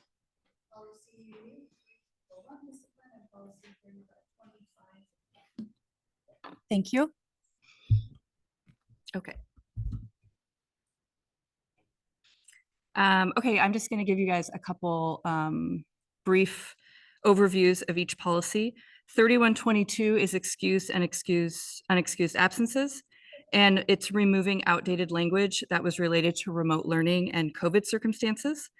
It incorporates references to how we enhance our support systems for students, such as re-engagement services and connecting them to community resources, and basically just provides proactive measures. Policy 3207 is prohibition of harassment, intimidation, and bullying of students. And that this is our first revision since 2021. It emphasizes that this policy is for students. There's a separate one for staff and other individuals. I think prior to that, the policies were mixed up a little bit. Additionally, it introduces important distinctions if somebody makes a false allegation versus those who make reports that are in good faith. Number 3 is policy 3241, which is student discipline. And that aligns with state, all of our WASDA model policies, any revisions at the state level for administering discipline, communicating our standards to students, staff, and parents. And it just really encourages us to have a positive school climate to maximize our instructional time. And it allows us to address unique student needs and strengths. And then the last one is policy 3520, which is student fees, fines, and charges. This was last updated in 2018. It says that the superintendent or designee can establish appropriate fees if property is lost or willfully damaged. The district can withhold a graduation diploma, and arrangements can be made for a waiver to reduce fees for students whose families have difficulty paying the full fee. And the district can also provide a program of community service for the student in lieu of the payment of monetary damages.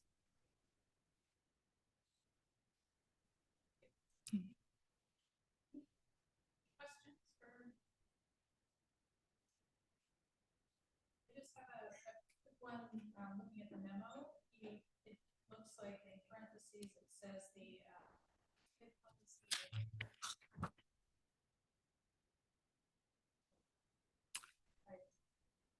Yep, I can look that up and email you. That's a really good point. That's probably essential.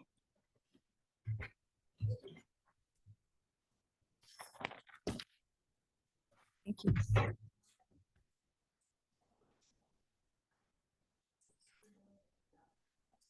Yeah, I don't think there's too much to report necessarily. We kind of took our last schedule of school board meetings and plugged them into next year. And so this is a draft for you to be able to have. We're not approving this tonight. I just want you to be able to have at least a good month to review future school board meetings and work sessions. And so kind of any conflicts that you might see. So if you can look ahead at your calendars in the coming weeks, we will come back and revisit this. And if there's certainly any additions or changes, I know one of our goals in this always is to not move meetings and meeting dates if we can. And so I think responsibility of the district and all of us as board members is to try to block or change and make that as much public as possible. So that's really, again, not any substantial. They're stayed on Thursdays. I believe it's really the first available Thursday or the first full week Thursday of each month generally. So that's kind of how that's worked. anything for Kevin? Okay, If you have any feedback, connect Becky or myself. sounds good. Right, next, Wendy Bromley, Executive Director of Human Resources, will present calendar proposals for the 25-26 school year. Good evening. I'm going to speak from the PowerPoint here. At some point today, I printed it out, and when we were getting set up, I lost my hand copy, so I'm going to look up here. So from the presentation today, last time, let's see, I guess it's been 2 months ago, I brought the calendar, and I know we were excited to get an early jump on the start of the calendar.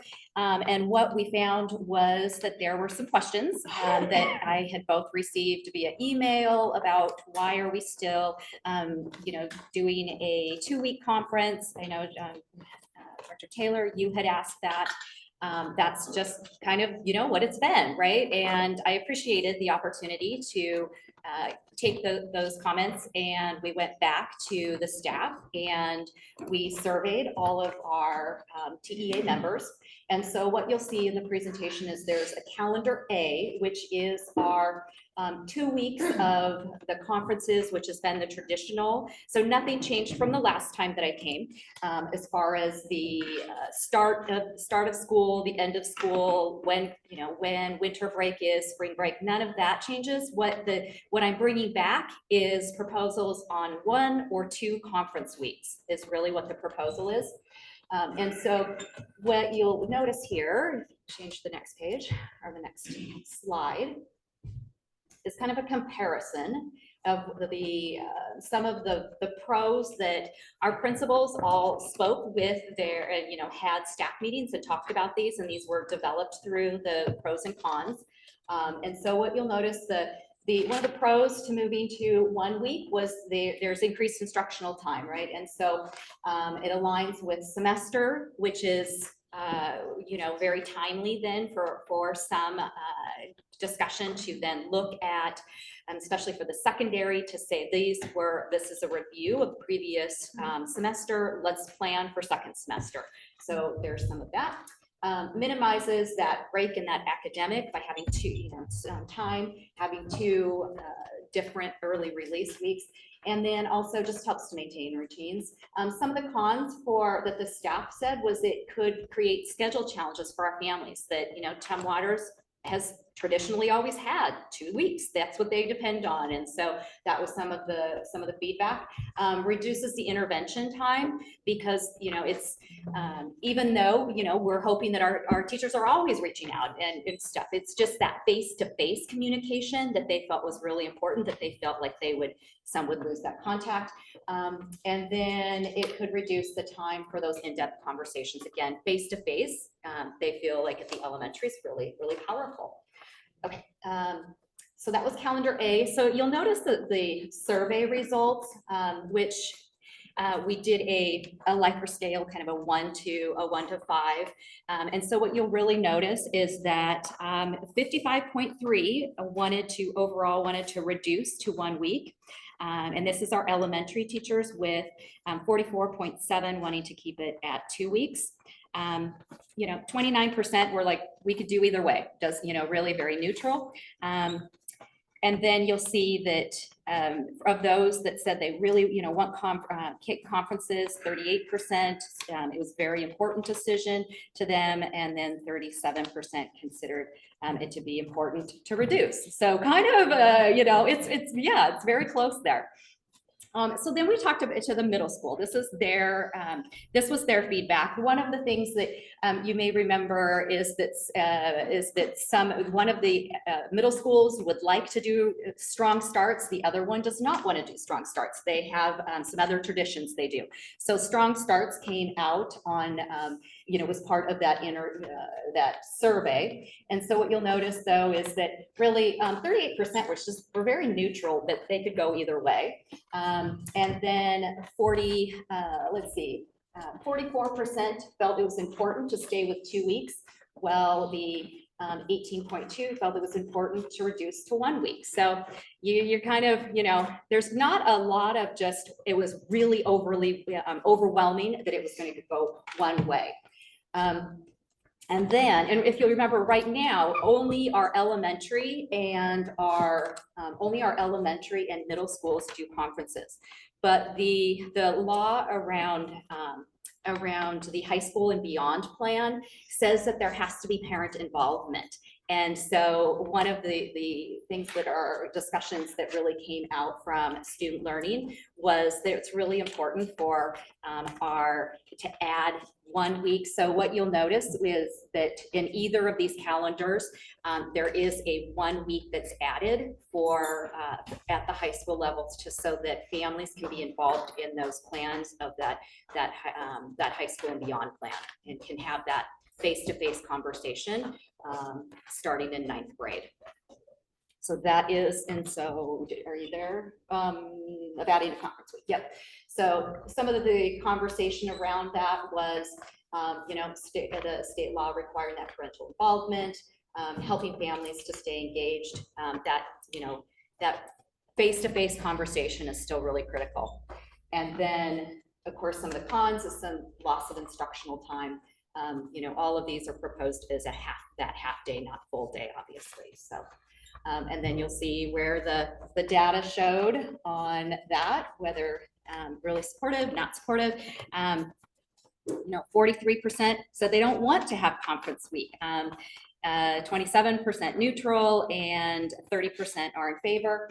It hasn't been traditional, but I think really for us to really meet the letter of the law, to be able to engage families, we feel like it's really important to add that time period. So, so we're hoping that by presenting both calendars to you as an A and a B, A being the 2 weeks of conferences, our traditional one, or the B being going to 1 week, that you know, that we'd be able to have you help us make that decision.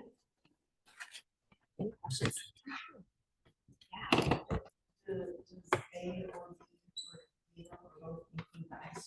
Well, so both of them did include that high school. Yeah, that was a pretty strong recommendation from our student learning department. So that's in either calendar. It is in Doesn't both. matter what the Right. Doesn't matter feedback if it's on A the or B. survey was. Correct. It's We're happening. still gonna say that we need to meet our obligation in that, and we haven't. The other piece that I'd really mention is that I was all through all of the strategic plan development, was on the quite involved with the secondary, what's next phase of that strategic planning. And this is where that was really talked about. And I feel like it's in alignment with our strategic plan that you will see that we've been developing, that how do we get kids really ready for that next chapter after high school. And I think having, you know, parental involvement in that from at the high school level, and helping and having really intentional conversations, I think is going to help support that. Do other local school districts, their high schools have conference week? Yes, yeah.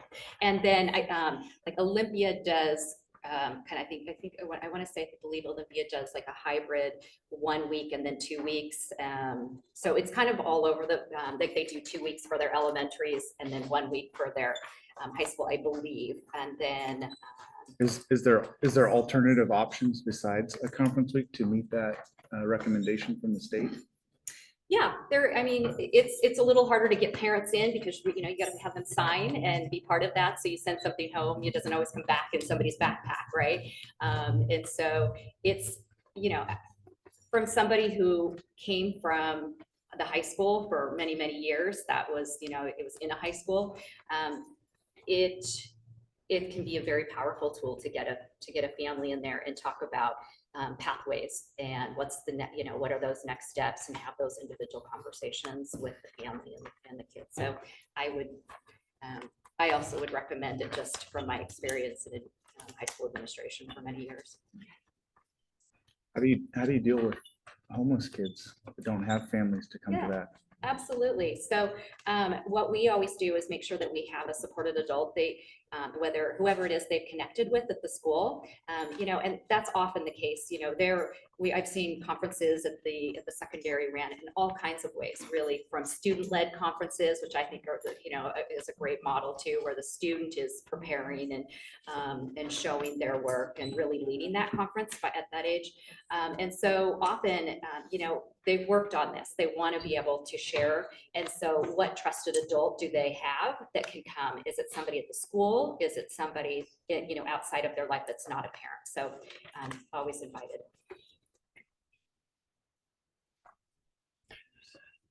I don't have a question, but Wendy, thank you very much for doing this. This is exactly, I think, what we wanted to see. Maybe there wasn't an easy answer that fell out of the data. That's okay. But I really appreciate you taking the time to just reanalyze, hey, why are we doing this? Yeah. And what are the benefits and the pros and the cons? I think you've done a great job of that here today. So thank you. Thank you. I apologize it's so late in the, you know, in the year. I knew we were trying to get a jump on that. And I also wanted to honor that process. So this is presentation, this isn't an action item. Are you looking for feedback? I was looking at Becky. I was thinking it was, yeah, I guess, yeah. Well, I was looking at Becky because I was thinking that it was going to be a vote. So we're, I think our goal was at this point, because we had to skip the missed meeting, I think that it was going to be presented there. And I think we just sort of, so it ended as an action item. I think the board certainly has the option to taking action on if you're comfortable with that. Or we can bring it back next month. I mean, either way, I mean, in the end, I think we have this public at this point. What you have, again, some of the big things for parents oftentimes are start of the school year, end of the school year. We've made that pretty public. And so neither of these really fundamentally change that. So I think you don't have to decide this today. I think, again, I think there might be a preference to do that. So if you would like for this to be an action item, can you give us staff recommendations so we have something to vote on? Put it right back on you.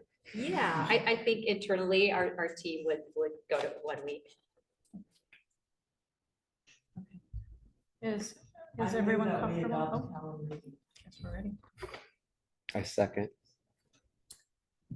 All those in favor of adopting calendar B, please signify by saying aye. Aye. Any opposed, say nay. All right. Okay, thank you. All set. Thank you.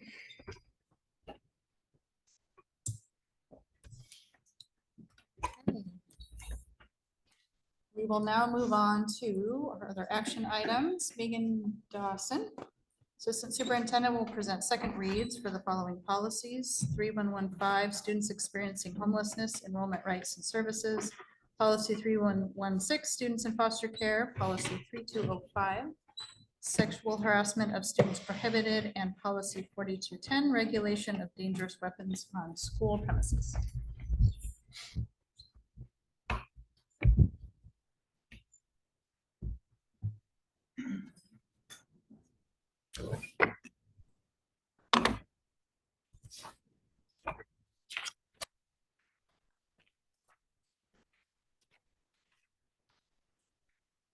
Okay, so I have all of the strikeouts and edits of these, but I don't think I have my summary of each one.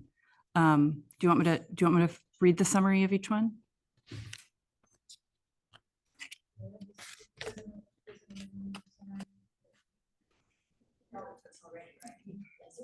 Okay. Are there any questions for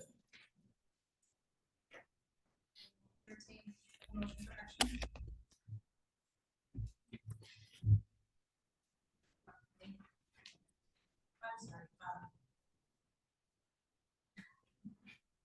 So I move that we adopt policy 3115, students experiencing homelessness, enrollment rights and services; policy 3116, students in foster care; policy 3205, sexual harassment of students prohibited; and policy 4210, regulation of dangerous weapons on school premises.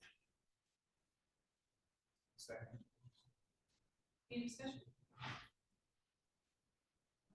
Hearing none, those in favor, please signify by saying aye. Aye. Opposed, nay.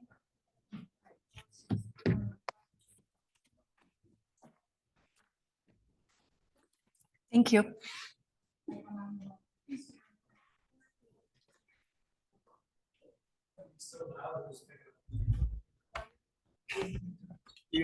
All right, so as Becky pulls it up, she's gonna pull that up, and I'm gonna start with just acknowledging that Wednesday was Administrative Professionals Day.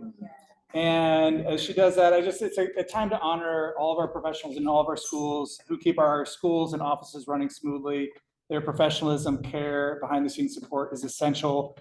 I want to especially thank Becky Parsons, our executive assistant, one to the board and to the superintendent.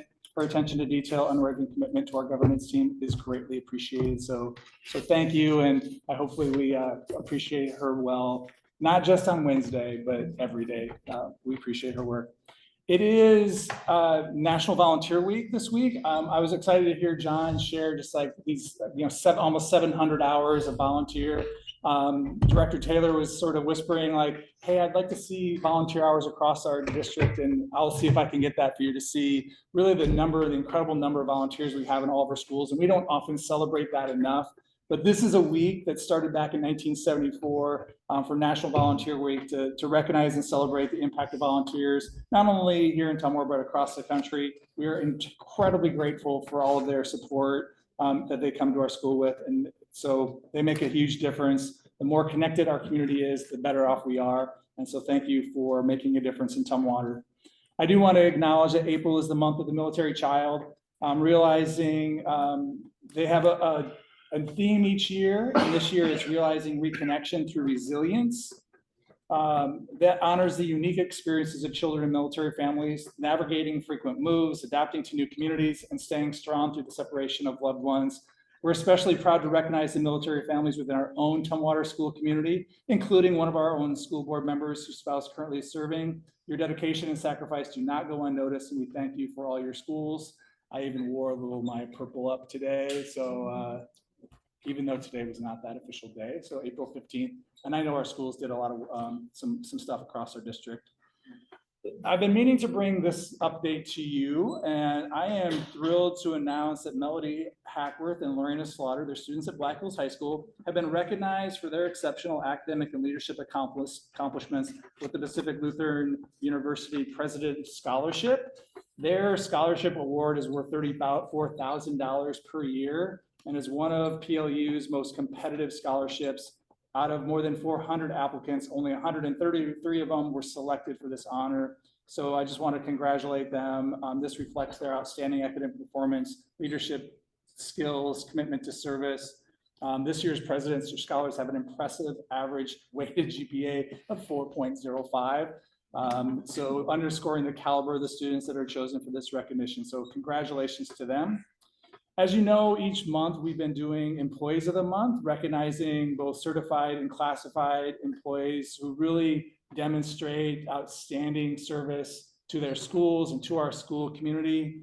And so I know I have missed a couple months here, but in February, our awardees for our classified Employee of the Month, Bella Hodges. She's currently at Tumwater High School. And our certificated Employee of the Month for February is Casey Angers from Bush Middle School. Our March certified award winner, our speech language pathologist at Black Lake Elementary, Bridget Geary. And we have yet to meet with our classified Employee of the Month for March. So stay tuned for that. I know he's going to be, I already gave away. He's going to be really excited for that honor. So my next one, it's been a little bit of time, but you've heard our new Black Lake Elementary. I don't think Kyle's here today, but Kyle Grunfelder is selected. I couldn't help but put up the picture of him as a youngster. And I think that's in our Tumwater School District, and he is back to serve in this community. And so we're super excited to have him join the Black Lake team, and they're excited to have him. So, next year, if we have Black Lake presentations, you'll be seeing him. And I do want to acknowledge Misty for coming in today and stepping in for Black Lake. I know they're just that transition this year, and having her ability to step in and provide some data is appreciated. So congratulations to Kyle, congratulations Black Lake. I think they chose a pretty good one. In February, the Boys and Girls Club had their annual Youth of the Year, and we celebrate that at the North Thurston School District each year. And clubs from across the region compete in leadership development program, equipping our young people with essential skills like communication, goal setting, and teamwork. This year, the Tumwater School District had one of the 5 finalists. Ian Arsley is a 7th grader at Bush Middle School and has been a member of a club for the last 3 years. And so Ian presented his speech and participated in an interview panel with the other finalists. While Ian didn't really win this regional award this year, we are super proud of his success and look forward to him grow and thrive as a student leader in this year. We are confident Ian is going to be a leader in this community. Last week, Matthew Johnson, a student at Black Hills High School and part of our powerlifting club, broke the all-time deadlift max record for Black Hills High School, lifting 455 pounds in a single rep. Previous record was 410 pounds, set by a former student who was in the 240 plus weight division. Matthew did this weighing about 220 pounds. So great job to Matthew. These are just examples of some of our clubs going around across our district. And so just wanted to, I saw this announcement and wanted to call out Matthew and his work. And I definitely know I can't deadlift 455 pounds. That is a lot of weight. And Tumwater High School, and I know we may get this group in front of you at a future meeting here, but I wanted to announce our high school dance team, Tumwater High School dance team, for their outstanding achievement at the 2025 WIA State Championships in Yakima. For the first time in 6 years, they secured 3 titles or state titles in 3 categories: hip hop, pom, and jazz. An incredible trifecta victory. Our heartfelt congratulations to these dancers, coaches, and supporters who contributed to their success. Your commitment and passion have brought pride to Tumwater High School and our entire community, so congratulations to them. And lastly, I want to congratulate Black Hills High School. They recently wrapped up a remarkable wrestling season with 22 athletes competing at the Matt Classic State Championships in Tacoma. Both girls and boys teams earned 8th place overall finishes, an outstanding accomplishment reflecting their hard work and commitment. A major highlight of the weekend, and you see it in the chronicle there, is senior Sloan Kruger completed an undefeated season, 48-0, became the first girls state wrestling champion in Black Hills history, a milestone achievement for the program and for the school. Our other state placements were Izzy Steinbach, Bella Chenard, and Maddie Payne, and the boys team had Roberto Rivera Jesus, Cash Boos, and Porter Nicholson and Rourke Foss. So congratulations to these athletes, coaches, and staff. Incredible season representing the Tumwater with some pride. So that's it. A lot of good news going on in our community. So that's my report for tonight. Okay, thank you, Superintendent.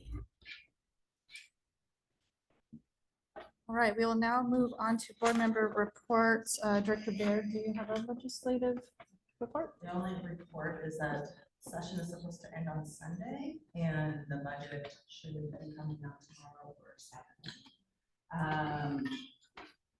Things that we were really excited about in special ed and material supplies and operating costs, I don't know if we thought, but the levy was still so.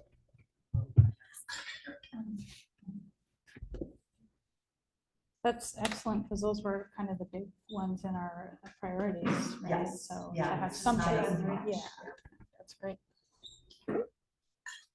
I mean, let's put this in context, like K-12 is the only one really getting cut, everyone else is getting cut. So it's not as big as we want, but everyone else is getting cut.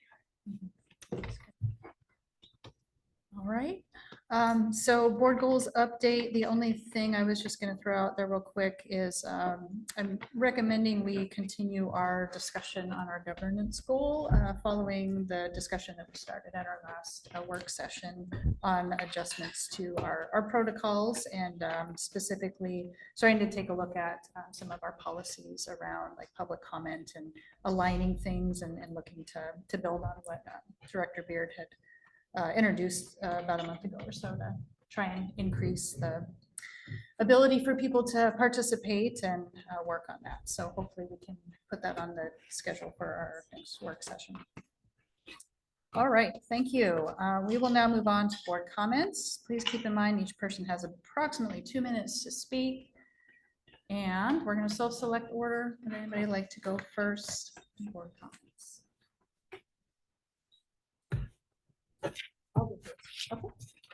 Okay. It should pick it up.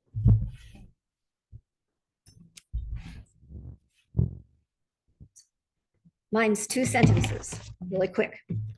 So I recommend the board consider repealing the resolution discussed over the last several weeks, 09/24/25.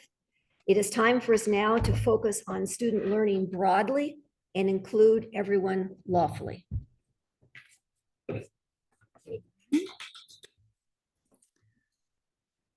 Anyone like to go next? We can go next.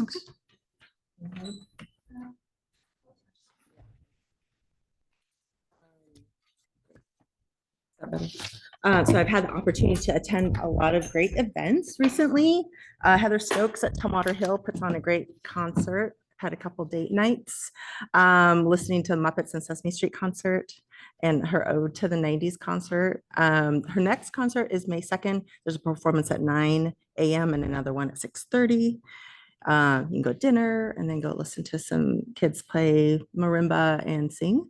At the end of March, I attended the senior presentations at Tumwater and Black Hills High School. Encourage everyone here in the audience and listening to attend those presentations. Sign up now and you'll get an email for next year. I always write down a couple of quotes from the students, and I wrote down two. The big thing about relationships is learning about others. And another one was their theme for this year was gratitude. This week, I spent some time watching fast pitch at Tumwater and soccer at Black Hills. On Tuesday, I spent the evening at Peter G with the students and staff, or spent the evening with Peter G students and staff at the Teachers Night at Tumwater McDonald's, and then headed over to Tumwater High School for their career and college fair. I also wanted to share my feelings of gratitude to all the people who have reached out to support or disagree with my opposition to the resolution passed by the board in February.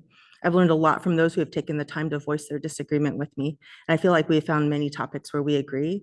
And frankly, this is the best part of democracy, is voicing disagreement and learning from each other. Finally, I want to say something that I feel is important for everyone to hear. Being different is okay. Being different is okay. I definitely didn't fit in high school and it was uncomfortable. But as I've gotten older, I've learned to embrace differences because it is these differences that make a team stronger. I'm a different leader than the rest of this team. And when I instituted the presidential rotation, I believed it was a good opportunity for people to learn from a variety of leadership styles. As a member of this team, I promise to focus on the positive traits of my fellow board members, accept them for who they are, and do what I can to be a good team member because the students of our district deserve our best work.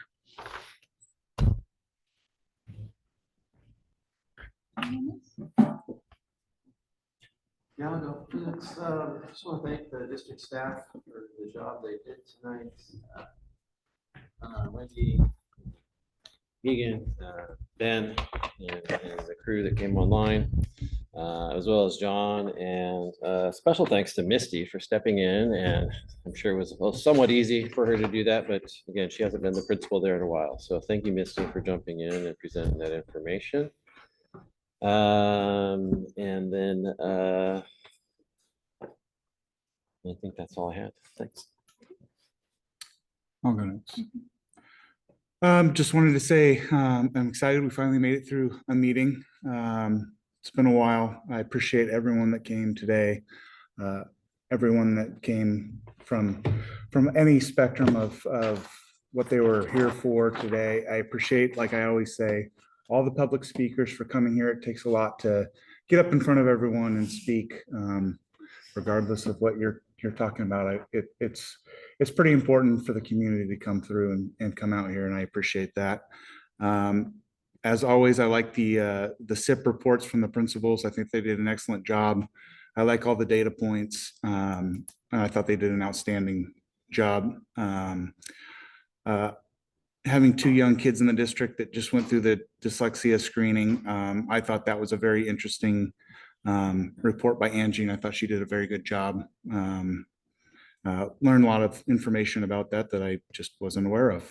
So I want to thank Ben and the team that put together that report with all the kind of the savings and some good news mixed in with all the stuff we've been dealing with lately, some of those budgetary things that we've been able to save this year.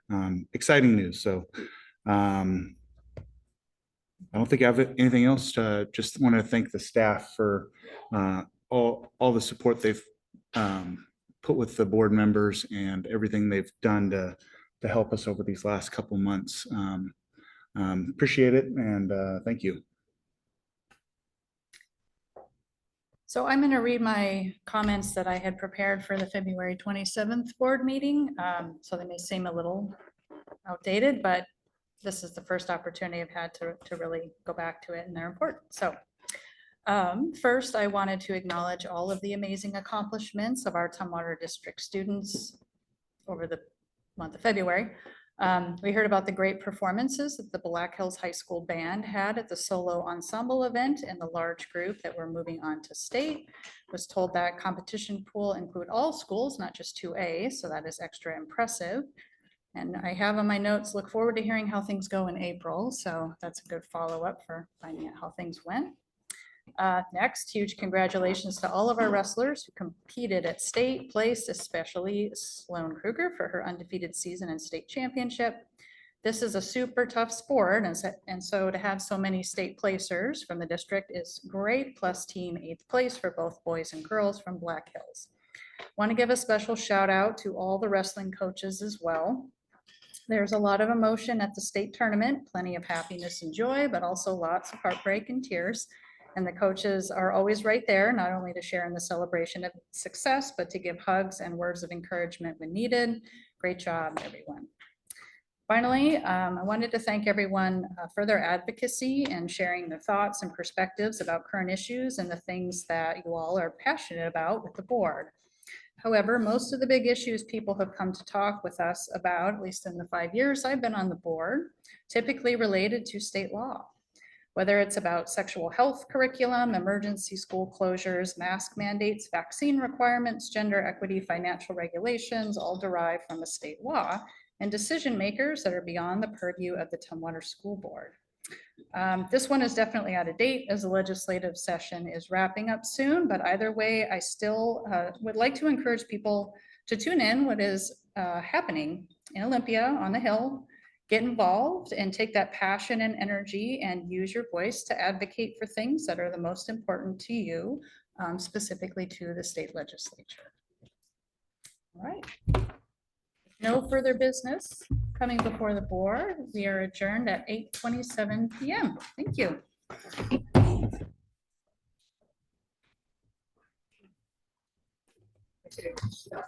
Success.